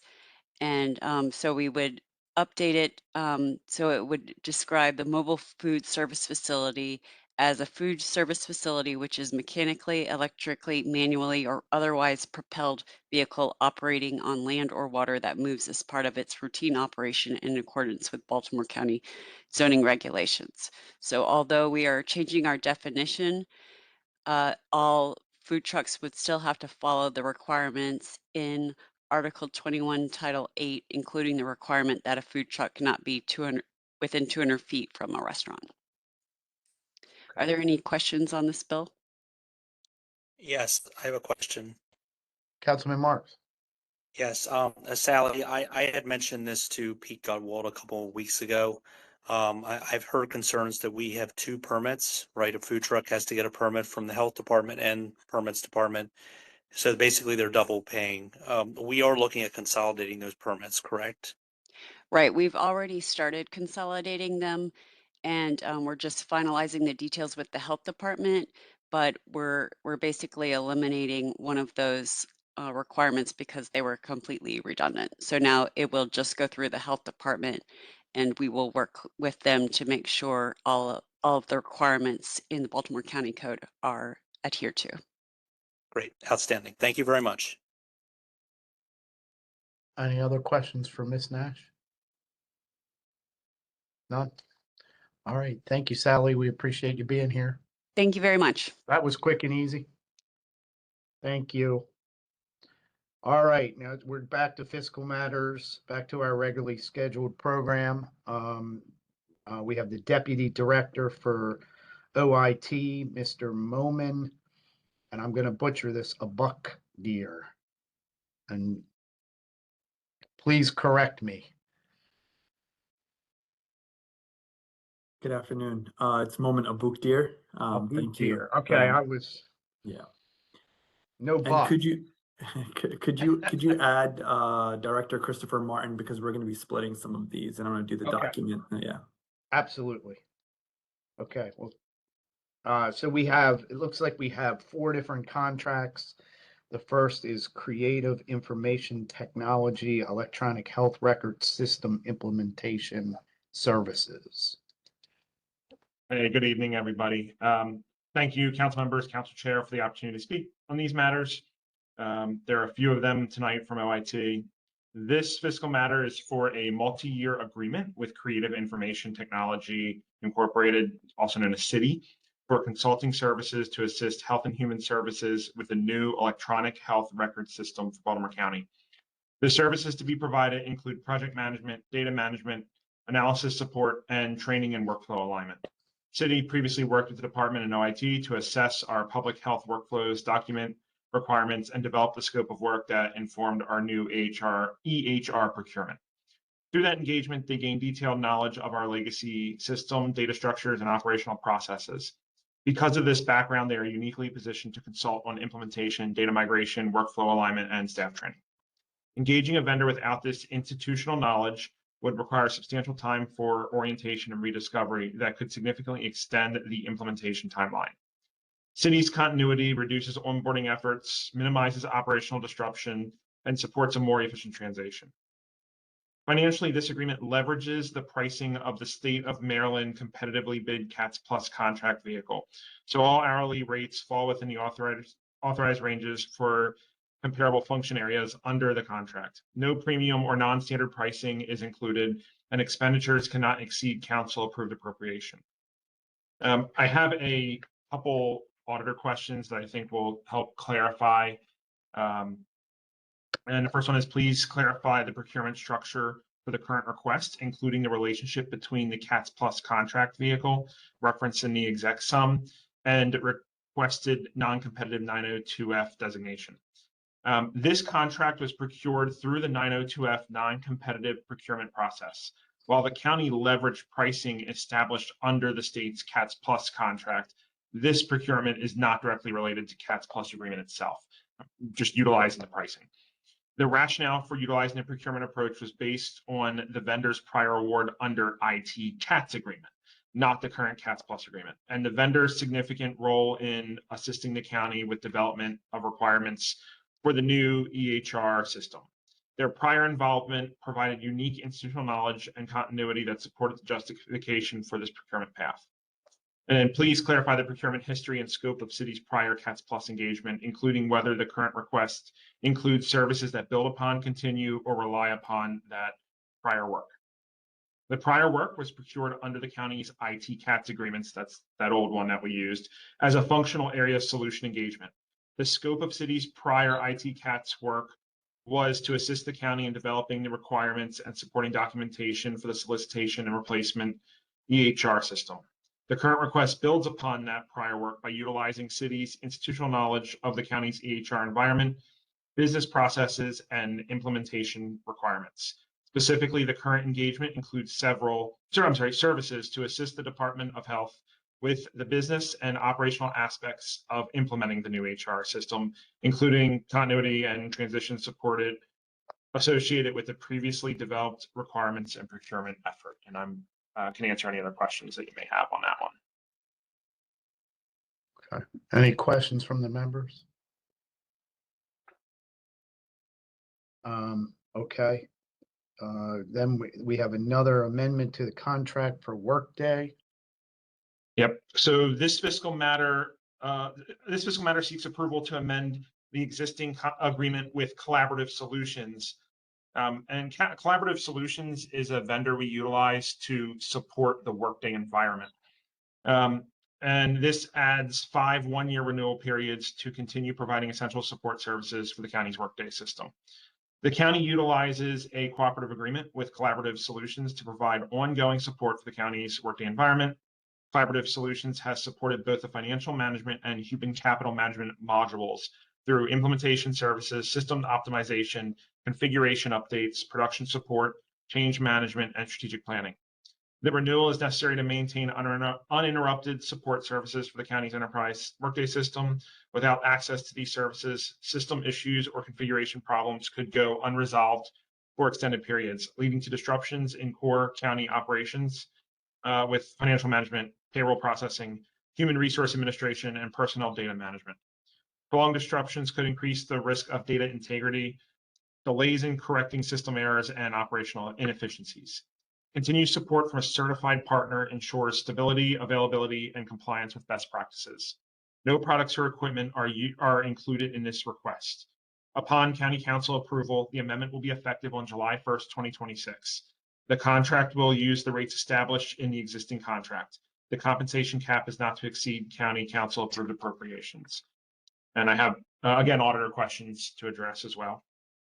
What was the administrative extension legally permissible under the cooperative master agreement structure? Did the original county approval or contract language already authorize that extension mechanism? And in other words, was the 6-month period of the period an exercise of an existing contractual right versus a new agreement or amendment? Yes, the party that issued the RFP granted the extension on January 3rd, 2025. The extension was also authorized by SCON 100014441-5. How does a separate extension survive expiration of the original cooperative agreement? Section 902 of the charter authorizes the Director of Budget and Finance as the county purchasing agent to make purchases for which payment is made from county funds. Section 902F permits alternative contracting methods in circumstances where competitive bidding is not feasible. It is not feasible to engage in a new procurement for these services, which are critical to ongoing county operations by June 30th, 2026. In addition, the original RFP allowed for maintenance services agreements up to 5 years. And then please explain why the executive summary and amendment state that the contract's current compensation cap is not to exceed the approved appropriation when the original contract did not include a maximum compensation. It was noted that the compensation cap language was not in the agreement, and council was advised that compensation will be based upon individual statements of work. Happy to answer any questions for that one. Any questions from the members? Okay, so, and then next up, we have contract for Iron Mountain Document and Information Lifecycle Services. And I'm going to kick this over to Momin to handle. Yep. Good afternoon, Chairman Ertel and members of the council. Thank you for the opportunity to speak today. Our current agreement with Iron Mountain for document management services expires July 1st, 2026. We're requesting a new one-year non-competitively bid agreement through a 902F justification. This agreement would utilize the existing competitively procured rates until the new cooperative agreement is negotiated and finalized. Today, we're requesting one more year to continue service until July 1st of 2027, and not to exceed the county council approved appropriation. This contract supports all document storage and record management for Baltimore County departments and is our primary contract for document digitization and scanning services. Continuation of services ensures we remain compliant with record retention laws, information security standards, and operational needs. Iron Mountain has established systems and processes for inventory tracking, chain of custody, retrieval, and disposition that are already aligned with the county's record management policies and regulatory requirements. Without this contract, document storage would begin to occur in non-compliant environments, risk privacy and legal exposure. Iron Mountain currently has or is in custody of roughly about 32,000 boxes as of this month, which would need to be returned to us or destroyed. In addition, we would have to halt significant departmental scanning projects without an existing agreement. Thank you for your time. Okay, there was an audit question. Do you want to cover? Yes, that? there's one auditing question that just asked for clarification on the 902F and whether it was competitively procured. So it is a non-competitive agreement. So we did use a 902F justification. The statement around competitively procured rates had to do with the fact that we're going to continue. This agreement covers and utilizes the existing rates that were competitively procured in the past. Okay. All right. Thank you, sir. And then any questions on this contract? Okay. Next, we have one more. It's a purchase order for Progility for consulting services. Yes, and I want to take back on this one. Okay. We are requesting approval for a one-time purchase order with Progility to support Baltimore County's transition off Microsoft Project Online and Project Web App. Microsoft is retiring this platform on September 30th, 2026. After that date, the system and all data stored in it will no longer be accessible. PWA is the county's primary enterprise project management tool. It supports planning, tracking, reporting, and governance for hundreds of technology projects across all agencies. We do not migrate in time. We face significant operational disruption, loss of critical data, reduced productivity, and major gaps in project management and reporting. Progility is uniquely qualified for this work. They originally built and configured our PWA environment about 7 years ago and have direct knowledge of our architect workflows and integrations. Their involvement minimizes risk and allows for a smooth transition to a Microsoft Project Server subscription and on-premise solution. Their services will include migration planning, assessing our data and workflows, recommending a replacement system, configuring the new environment, and training staff. Progility's pricing is based on its General Service Administration contract, which is used as a cooperative purchasing vehicle. GSA negotiated rates are established through a rigorous federal pricing review process that includes market analysis, competitive comparison, negotiation, and ongoing compliance monitoring. As a result, the proposed hourly rates are considered fair and reasonable and fall within the approved GSA rate schedule for comparable labor categories. Use of the GSA contract also allows the county to benefit from nationally leveraged pricing. The purchase order is for $175,000 with a not to exceed of $500,000. The transition is necessary, time sensitive, and critical to maintaining the continuity of county operations and public facing services. And then again, there was an auditor question for this one. Please confirm the procurement basis for the proposed term, including whether the cited GSA agreement remains available for the full proposed contract period, and if not, the basis for continued use of the pricing. The procurement is based on GSA leverage pricing. The order is planned for execution upon approval by the council on June 2nd. The cited GSA schedule contract currently expires on September 27th, 2026. However, the pricing and terms in effect at the time of the order placement will remain valid for the full 1 year support period covered by the order. As a result, even if the underlying GSA contract expires during the support term, the pricing remains enforceable for the duration of the contract supported period. And happy to take any additional questions. Any questions from the members? And we covered the auditor question, correct? Correct, yeah. Okay, great. All right, it doesn't look like there's any questions, so thank you, Mr. Martin and Mr. Abukdir. Thank you. Butcher that again. I'll get it right this time. Okay, so we're gonna move on to Ms. Deb Schindel, Chief of Property Management, on a couple different contracts, but the first is from Johnson Controls Maintenance, Metasis Building Automation System. Good afternoon, Councilman Chair and members of the County Council. The administration is requesting approval of a contract with Johnson Controls, Inc. to provide the time, material, labor, and incidentals necessary to perform building maintenance with the Metasis Building Automation System at various county locations. In no event shall this contract total compensation paid to the contractors exceed the sum of the county council approved appropriation during the entire term of the contract. The agreement shall take effect July 1st of 26 for 1 year, and then the county has the right to renew this contract for one year for 4 1-year renewals.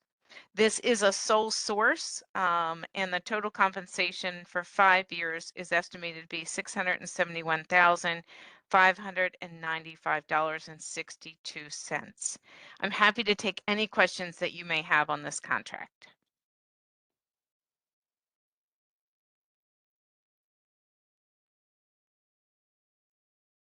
Sorry about that. I was dealing with some logistics here.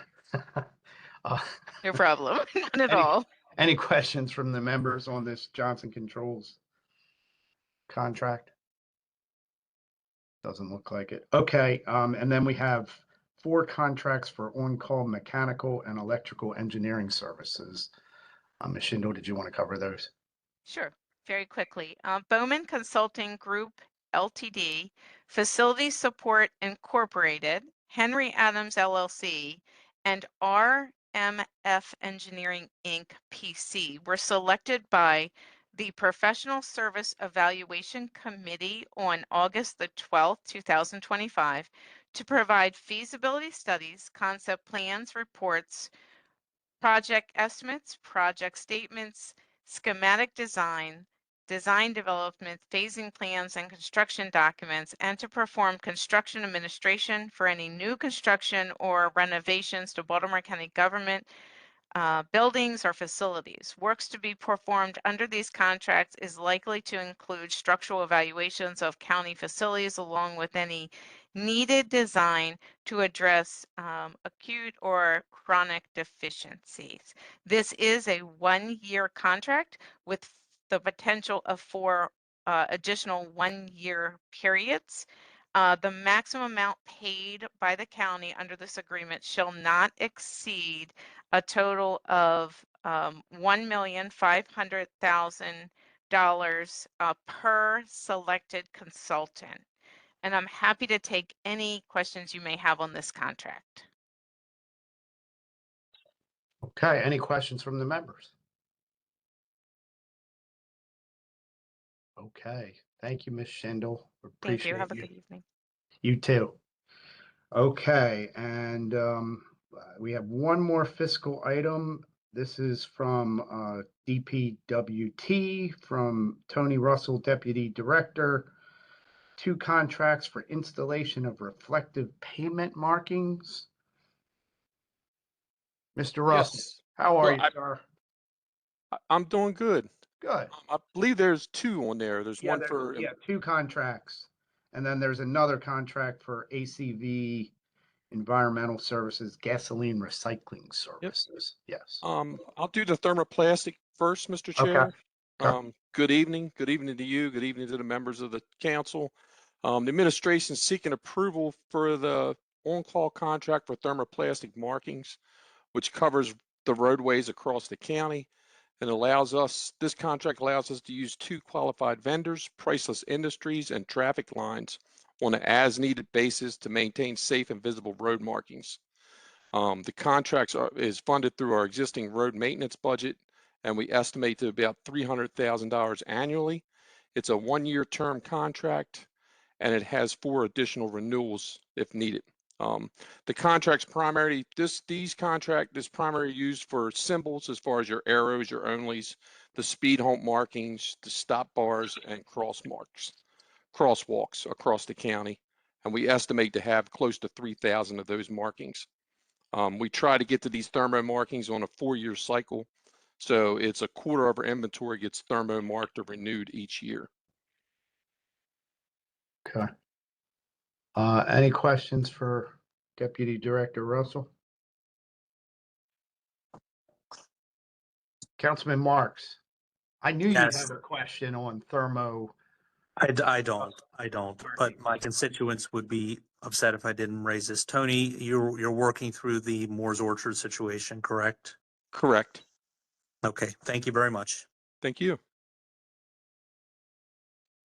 The second contract that the administration is seeking approval for is a contract for recycling of gasoline waste generated by county residents, which they bring to our county resident drop-off areas, along with our VOM and our EOM sections. This contract's with ACV Environmental Services. This is an initial 1-year term with an option for 4-year renewals, 4 years worth of renewals. Through this contract, ACV is required to pick up, transport, and recycle all contaminated gasoline collected from these facilities, and they provide us with a certificate of recycling at the end of each process. We estimate we do close to 15,000 gallons each year, which roughly costs around $37,000 annually. Okay.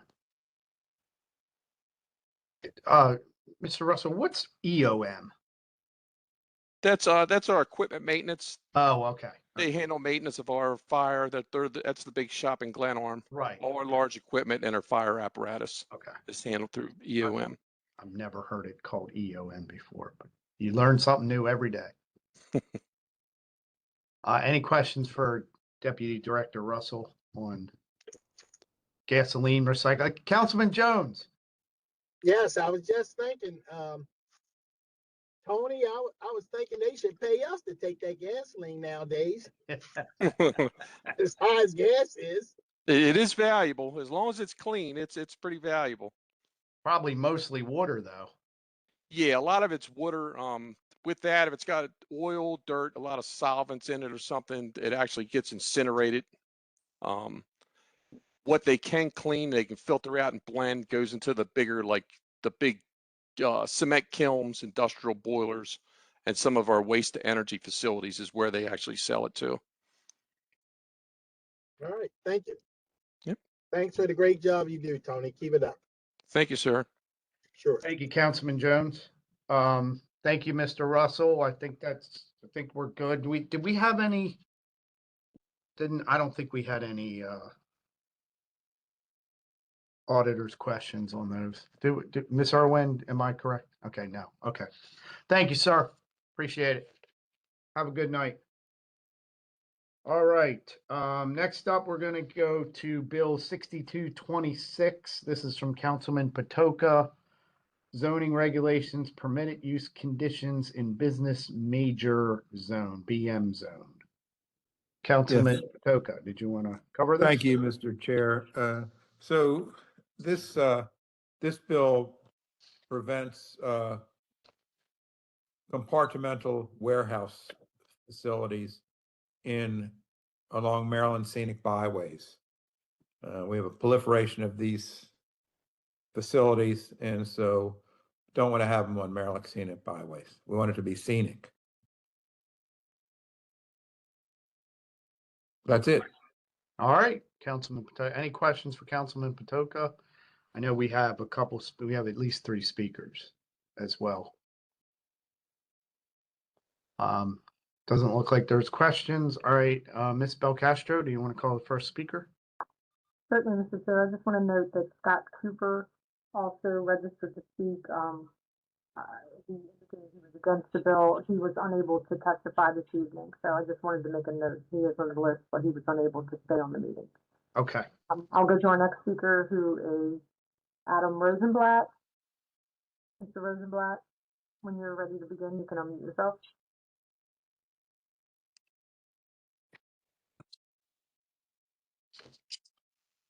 Good evening, Mr. Chair, members of the council. My name is Adam Rosenblatt. I am an attorney working on a project to redevelop a dilapidated animal hospital building on Falls Road with a new storage facility. I am a Baltimore County resident and live just a few miles from the site in question. I do understand, as Councilman Patoka just said, that there have been a number of these facilities that have popped up in Timonium and Cockeysville and other areas of the county. And I'm sure that this bill is a reaction to seeing that and hearing complaints about the proposed facility in this location. Having increased limitations on these facilities where they can be located, it may make sense. Our problem with this legislation is that, as written, it targets a project that is already in process, where a business has invested significant time and money into redeveloping a site that's really run down. And they've spent all this time and money and then turn around and see that a bill's been introduced that would prevent the use at their location. So if the legislation does go forward, we're asking the council to find a way to permit this particular project that's already in process to continue. We do still need to obtain zoning relief and have a Board of Appeals hearing that will be scheduled, where the neighbors and their attorney can express all of their comments and concerns to the board. And it's still a full public hearing that we'd have to go through to get this project approved. But changing the rules on a business mid-process, it discourages investment in our county. And at a time where we keep hearing how tight the county budget is and how it can be a struggle to provide services like making road improvements and other improvements to public facilities, we hope the council will not punish a business that spent significant funds trying to improve a really rundown property, particularly when they've openly shared information with the community, with the Office of People's Counsel, and made changes to their plan to try and address the concerns of the community. To that end, an architect was hired to design this particular building in a manner similar to the Earth, Wood, and Fire building to the south of the property. And they also redesigned the site to eliminate two of the variances that they were seeking at the initial hearing before the administrative law judge. So if permitted, they'd present a plan to the Board of Appeals that has two fewer variances than that was presented down below. So in the past, the council has found a way to compromise on issues like this and refrain from changing rules on projects that are in a similar process and in a similar position. And we're just asking you to do the same here and not change the rules on us mid-process. Thank you for your time. Mr. Chair, Yes, Councilman I have a Patoka. question for Mr. Rosenblatt. Yes, Councilman. go ahead. So I've always been curious about these types of facilities and kind of the number of jobs that they create. Do you have a sense of that, Mr. Rosenblatt, both construction jobs and then long-term jobs? So there's definitely more construction jobs during the construction of these sites. They're large buildings, and there'll be a number of people that are hired to work to grade the site and construct this building. Once open, they have a small office area and do not have many employees that work on site at a given time. Okay, thank you. Mr. Rosenblatt, on that note, do you know, and I'm just curious because Councilman Patoka brought this up, but as far as jobs, but tax wise, is there some, when you're paying a rental, is there any county tax on that at all? On customers that are renting individual units? Yeah, do you know? I don't know, but I can find that answer for you. I mean, I don't know where they would tax it, but maybe it's a service of some kind, or if I can definitely find out for you. I mean, theoretically, it's rent, and you don't really pay tax on rent, but maybe there is a charge. I don't know. Maybe that's something we should look into as a county, as a revenue source, since storage facilities are so prevalent. Mr. Chairman? Yes, Councilman Young. Just looking through 1, 2, 3, 4, 5, 6 scenic Maryland Scenic Byways that are somewhere in Baltimore County, are there any current modular storage facilities along them now? No, sorry, I'm not asking you, Mr. Chairman. I guess Mr. Rosenblatt or Councilman Patoka, just curious from the list. So that's been I submitted. do not know. Okay. There may be one, isn't there one on Falls Road currently? Or it's not necessarily on Falls Road, but isn't it back to 83? There is one, there's none on Falls Road that I'm aware of. There is the one you're speaking of that is off Old Pimlico and Falls Road. Right, Not there. Yeah, directly right, on kind of Falls. sits right on 80, like right off the side of 83. Right. The area where this project is located is a mix of industrial and commercial uses. It's like probably the most commercial and industrial portion of Falls Road, as opposed to when you get up north and, you know, towards the Erdel. It's very, then it truly is scenic. This particular area is very industrial and commercial. So, and in terms of where they're allowed now, or at least defined in the code, how many zones are they allowed in specifically? So they are allowed in the BM and BR zones. The property where we're proposing the project is zone BR. And in the BR zone, which is the most intensive commercial zone that the county has, you get all of the underlying uses from the BM zone. And Got this bill would affect the uses available in the BM zone, which would in turn affect this particular property that's zone BR. Got it. Then I'm just trying to parse out. So then the six roads or scenic byways, we don't know how many of these zones are going to be affected by this along these 6 roads, right? You have one, obviously, but there may be another one. Falls Road, it may not be, but we don't know how many of these zones fall onto those scenic byways as they stand right now.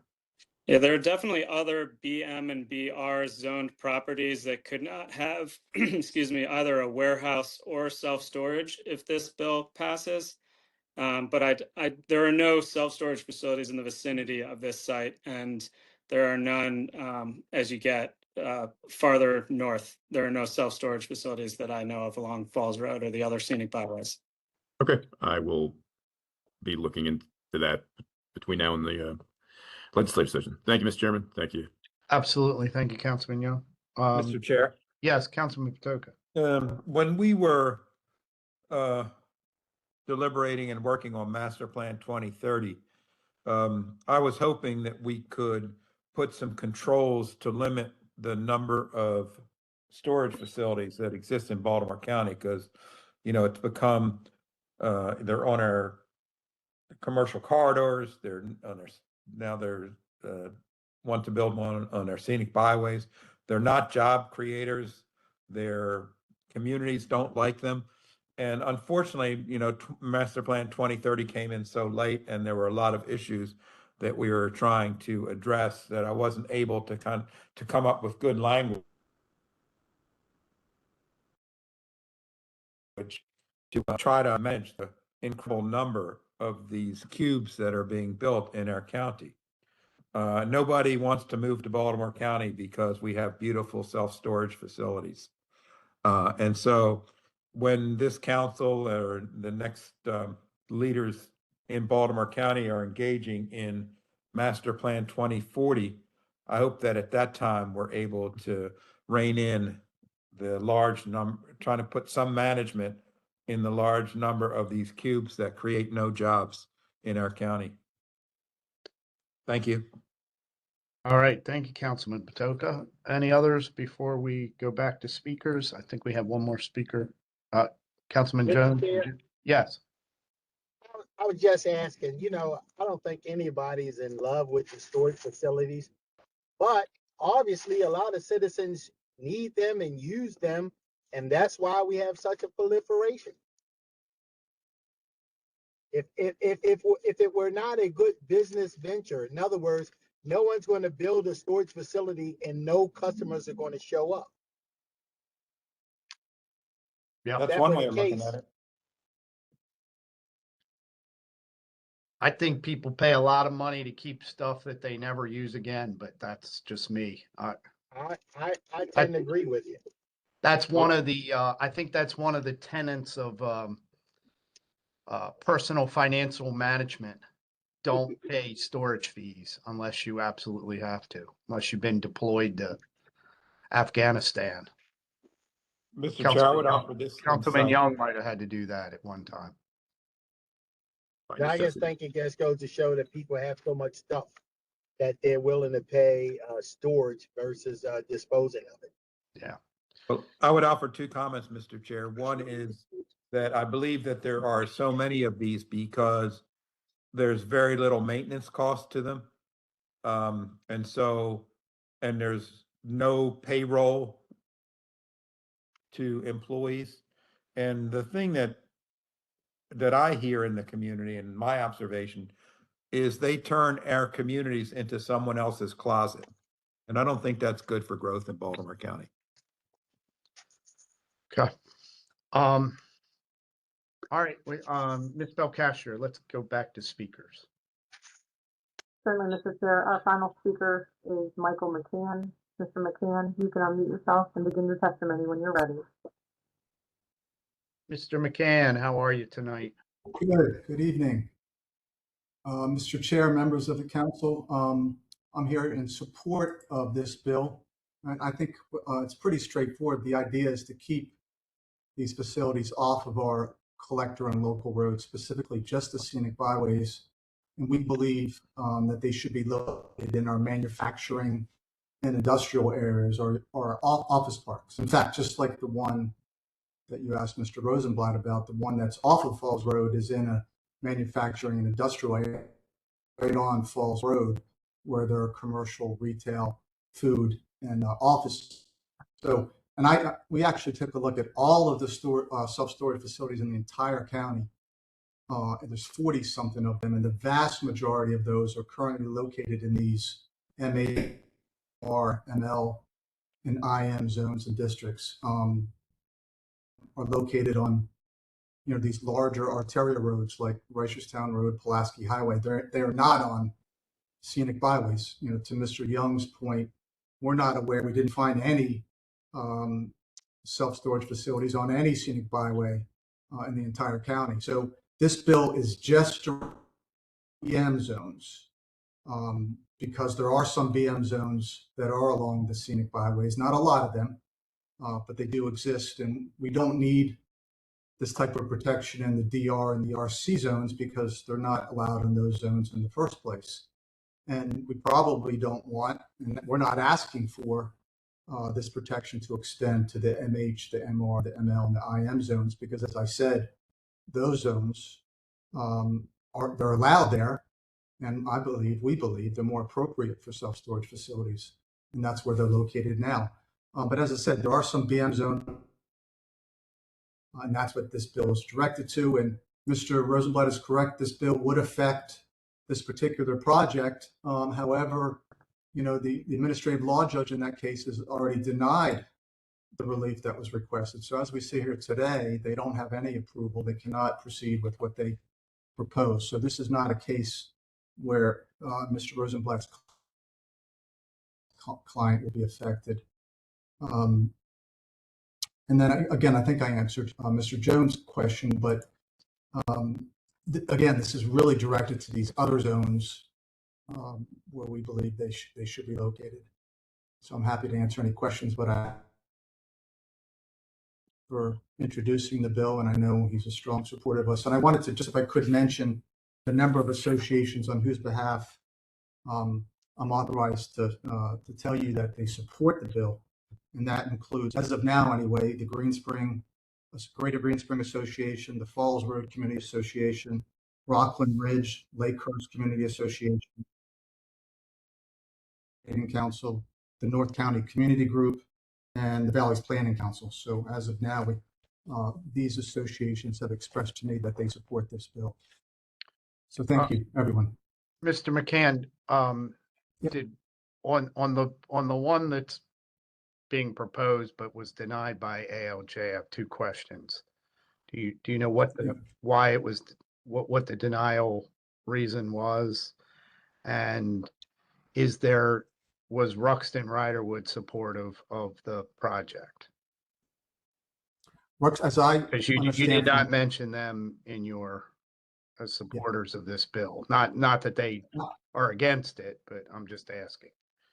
I haven't had a conversation with them yet, but I am told that they oppose the relief that's requested by the developer. And to answer your question, Mr. Ertel, they sought variances in order to fit this 4+ story building right on Falls Road, and the ALJ denied those variances. It's a small site. It obviously needs to be redeveloped. I don't disagree with Mr. Rosenblatt on that, on any front. But this isn't the right place for it, right on Falls Road. Any other questions for Mr. McCann before we move on? All right. Thank you, Mr. McCann. Have a great night. Appreciate you being here. Next up, we are on to looks like Bill 6326. This is all council members, employees, retirement system, county council members, repeal of Bill 4024. And this is Chairman, the happy- clarification on the date of the repeal. Go ahead, Councilman Young. You're going to Happy to present. take it. Yes. So, Bill 6326 clarifies the intent of the council's enactment of Bill 1926 regarding its application by amending the effective date for Bill 1926. So, by language and technically, Bill 6326 amends Section 2 of Bill 1926. Then under the bill as it was enacted, Section 2 stated that it shall take effect 45 days from the date of enactment, which is the default effective date of all of our bills.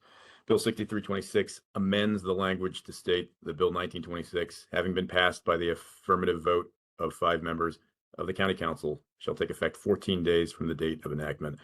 With an enactment date of March 27th, 2026, this amended Section 2 sets the effective date for Bill 1926 to April 10th, 2026. And specifically for the intent of this council, since it was passed unanimously and no action was taken to change the 45-day enactment date, this sticks with the will of the council to move the bill and have it go into effect as soon as possible. And happy to take any questions from the members or clarifications if need be. Thank you, Councilman Young. Secretary, Mr. Secretary, can you just talk about our bills and the 45-day enactment versus the 14-day and why that's how that's done and just some of the parameters behind that? It might be helpful to anyone listening in about how that works. Certainly, Mr. Chairman, it's a bit of a nuance. When we do, when Mr. Phillips and I assist you with the drafting of legislation, we ebb and flow between whether to use the default, and as Mr. Young indicated, of 45 days at the end of the bill when we talk about the effective date at the end, whether it's a 45-day default date, which contemplates a mere majority of the council voting for it, in other words, 4, or whether we put a date certain, which the charter allows, if a bill receives at least 5 votes to pass. We can make the effective date 2 weeks after enactment or a date certain. So we often, particularly if it's something that is not controversial, at least when it's being drafted, we will put that 2 week enactment, 2 weeks after enactment effective date, under the sort of calculated assumption that it's likely to pass with at least 5 votes. Because if it doesn't pass with at least 5, if a bill, even with that language, passes with only 4 votes, it would still be effective, but it would default to that 45-day effective date. So with this one in particular, when it was drafted, Bill 1926, due to the potential controversy of that bill, we weren't sure what support it would have, frankly. So we utilized the normal default of 45 days. And that's what it took effect as. As it turned out, that bill received unanimous support from the council. So I think to Mr. Young's point, the council is now going back to change the effective date with this bill to really comport with what the council's intent was and what ended up happening, which was the bill getting unanimous support. Okay. I hope that makes sense. Yes. Thank you, Mr. Secretary. Certainly. Just might be good for context. Any other questions from the members before we move to speakers? Okay. I don't see anybody. Okay, Ms. Belcastro, first speaker, please. Certainly. Our first speaker on this item is Peter Richkis. Ms. Richkis, you are on as a panelist. You may unmute yourself and begin your testimony. Good evening, Ms. Richkis.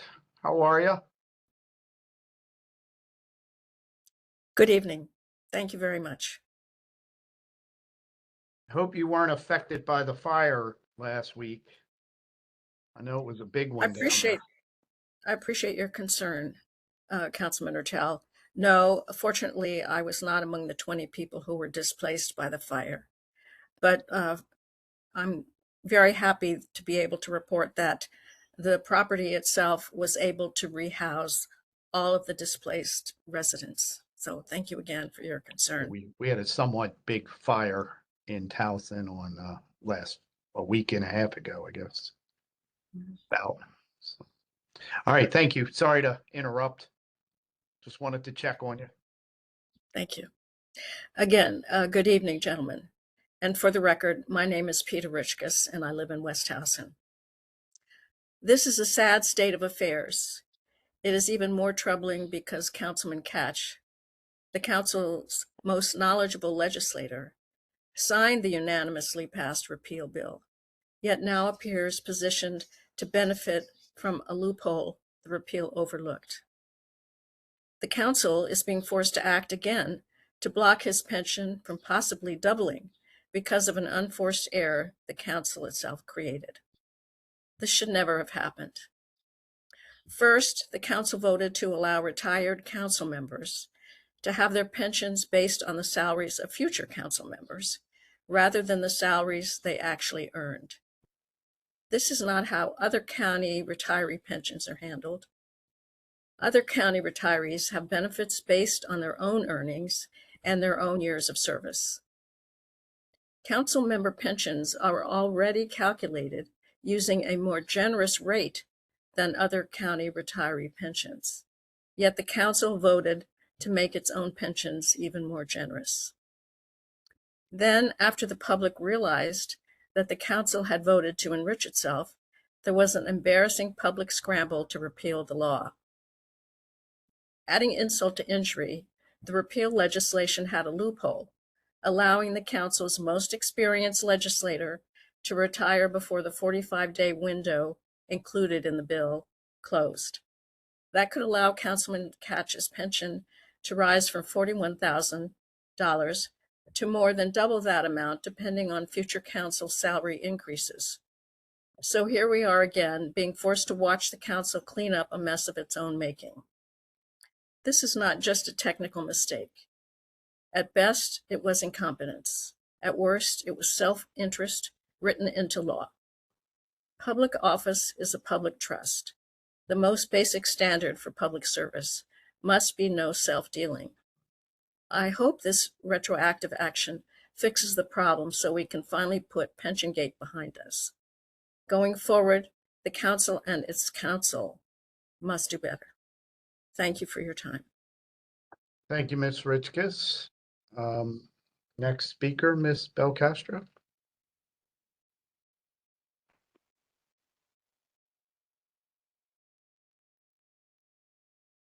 Our next speaker is Sharonda Hoffman.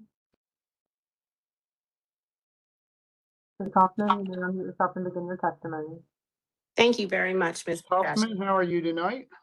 I am not well. I'm not well because I was a little disturbed by some of the things that you just said earlier. About what? Regarding voting rights. Well, it's going to cost the county a lot of money. Yeah, you know it's going to cost a lot of money. The consistent inadequacy of this council. The county attorney spoke Okay, earlier. okay, and I Ms. can- Hoffman, Ms. Hoffman, why don't you move to your talk? That is my talk. I'm Okay, speaking. all right, well Thank then, you. start the I know time. I'm speaking. This is part of what I'm saying. Is that okay, Chair? Yes, it is. Okay, thank you so much. The county attorney spoke earlier, and I could not help but reflect on the irony of concerns being raised about voting rights while county staff budget shortfalls continue to be discussed. It is important to remember that Councilman Patoka, Councilman Jones, and Councilman Young have all publicly expressed support for creating a majority-minority district on the east side. So let's stop causing division when there is none. By the way, any voter may change their party affiliation up until June the 2nd, 2026. As we approach Juneteenth, a reminder of both freedom and the ongoing importance of protecting civil rights, I also want to ask whether it would have been more appropriate for the county attorney to allocate resources toward defending Mr. Ketch's modification instead. At a time when many individuals already feel unsettled by instability at the federal level, Baltimore County residents are also observing a local government that appears increasingly defensive as public scrutiny grows surrounding pension agreements, legislative loopholes, and administrative shortcomings. I respectfully suggest that the council invest in more experienced legislative staff and implement stronger procedural oversight in order to prevent these recurring errors and reactive fixes. The public deserves competency, transparency, and accountability, not confusion and corrective legislation. In summary, I support repealing the pension legislation. I don't know if it will fix it, but at least you tried. And maybe next time we can thoroughly look through the bills before we enact them. Thank you. Thank you, Ms. Hoffman. Okay. What is left? I think we have one more. So next up, oh no, Mr. Croner is going to talk about Bill 6426. This is general provisions, gender specific terms.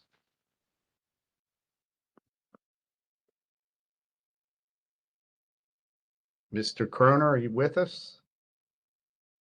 I'm getting Mr. Turner on now. Okay.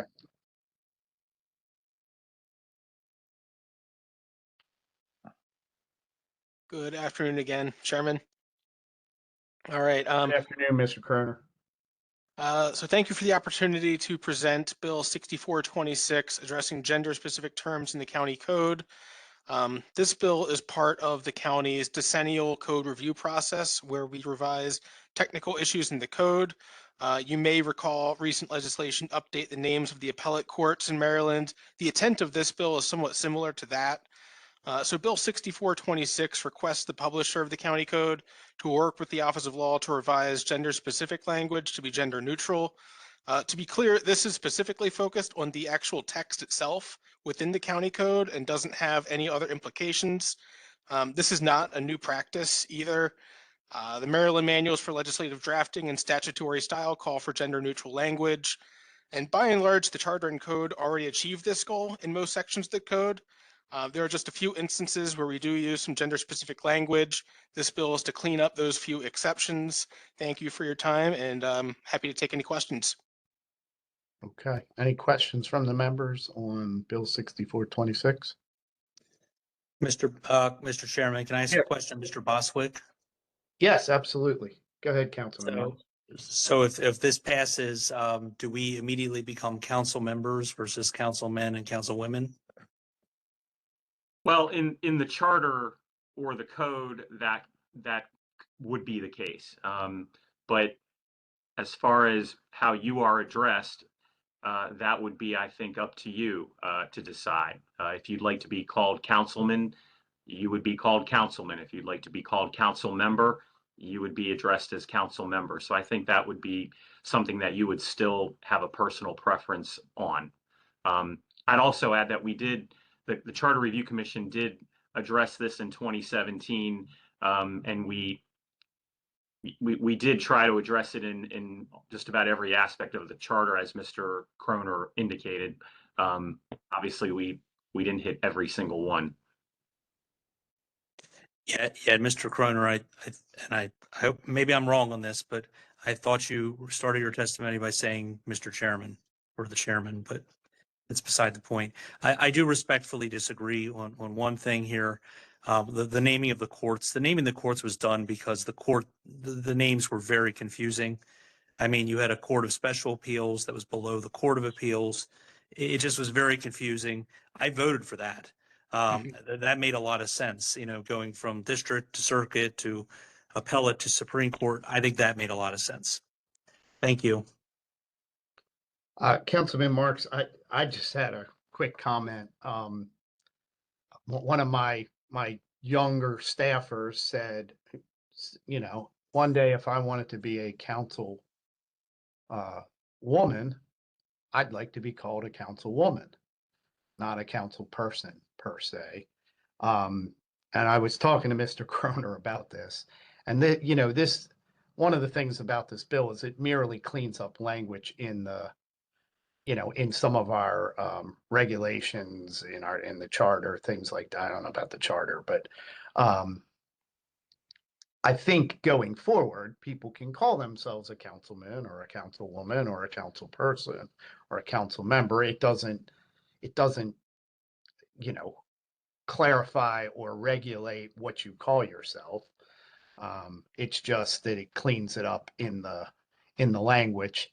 And, for practical purposes, you wouldn't necessarily want to have a councilwoman or councilman, it's just council member or council whatever we're changing it to.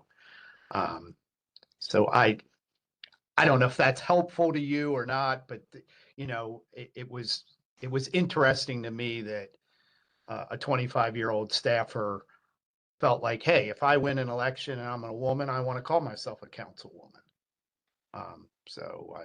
But again, in the language, it doesn't necessarily matter. You can call yourself whatever you call yourself. And again, I haven't stated how I'm going to vote on this, right? I'm listening to all the sides. And this is not directed at you, Brad, because I think you do a really good job of briefing us and you were away. I just think we should have been told before this was introduced.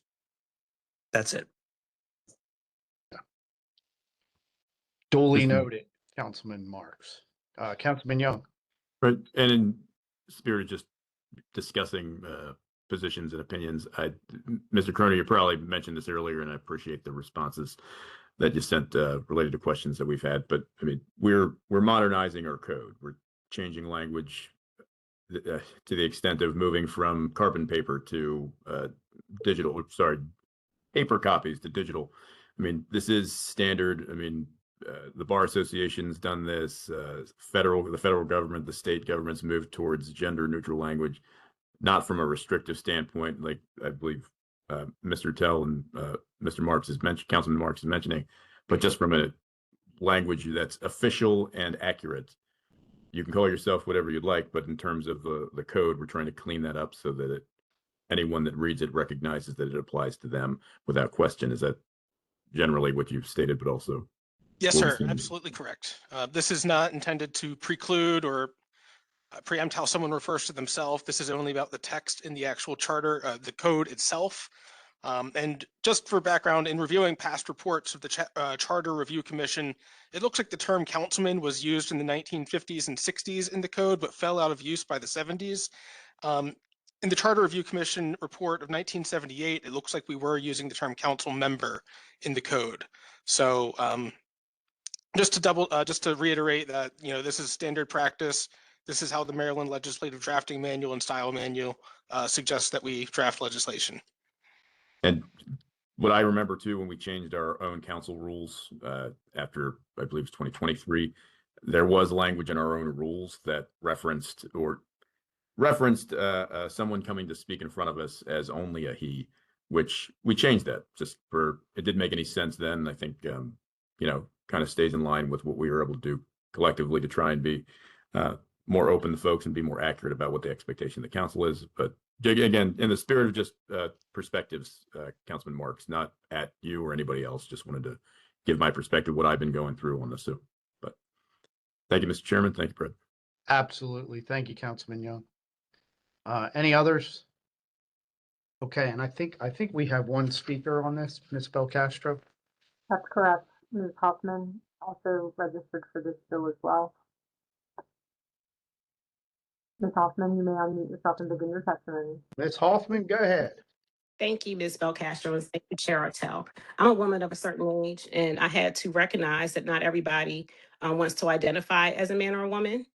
I learned that early, and I think we need to take in consideration, you can be called anything that you want.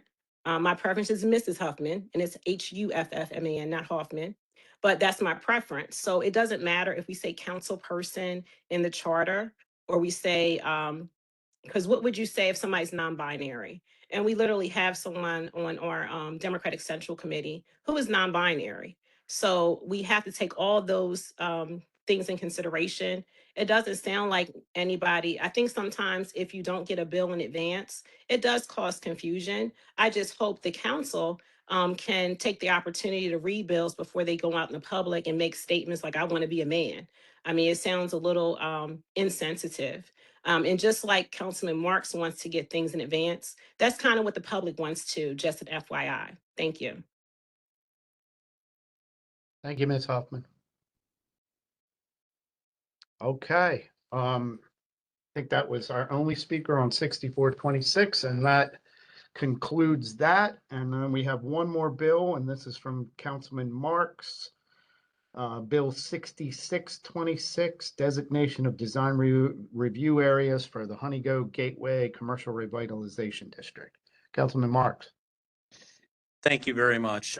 This bill would remove the residential parts from the Honeygo Gateway Revitalization District, the design review panel area. Those areas are already under the Honeygo plan, so they are already required to undergo quite a bit of scrutiny. Under this bill, the commercial areas would remain within the DRP purview. Okay, Councilman Marks, thank you. Any questions for Councilman Marks on this? None? Okay. Mr. Secretary, did I miss anything? I know I shuffled some things around and hopefully that didn't.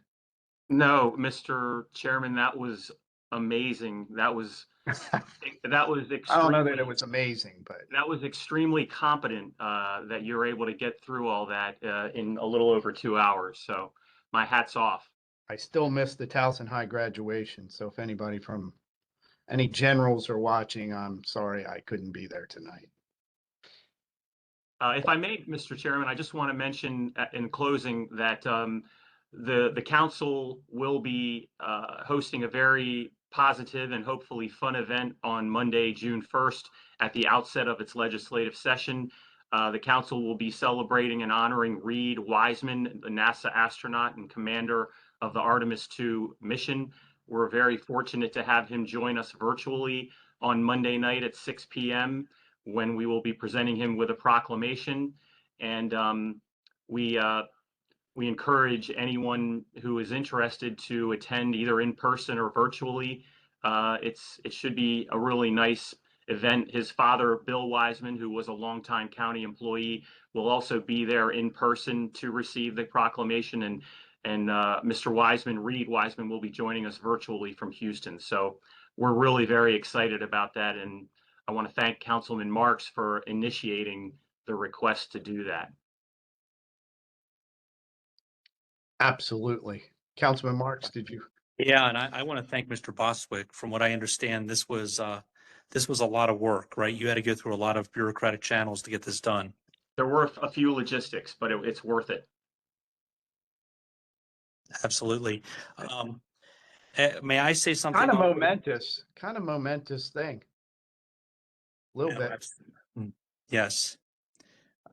Absolutely. Mr. Chairman, may I say something as well? Yes, go ahead, Councilman. I don't usually mention political things, but I will mention this. The Republican Central Committee will hold a public hearing related to the filling of the 3rd council district seat on Saturday afternoon. So if you're interested in that, you can go to their Facebook page. I usually don't say things like that, but it does concern the filling of a council seat. So I think it's appropriate. Absolutely. All right, anything else for the good of the order?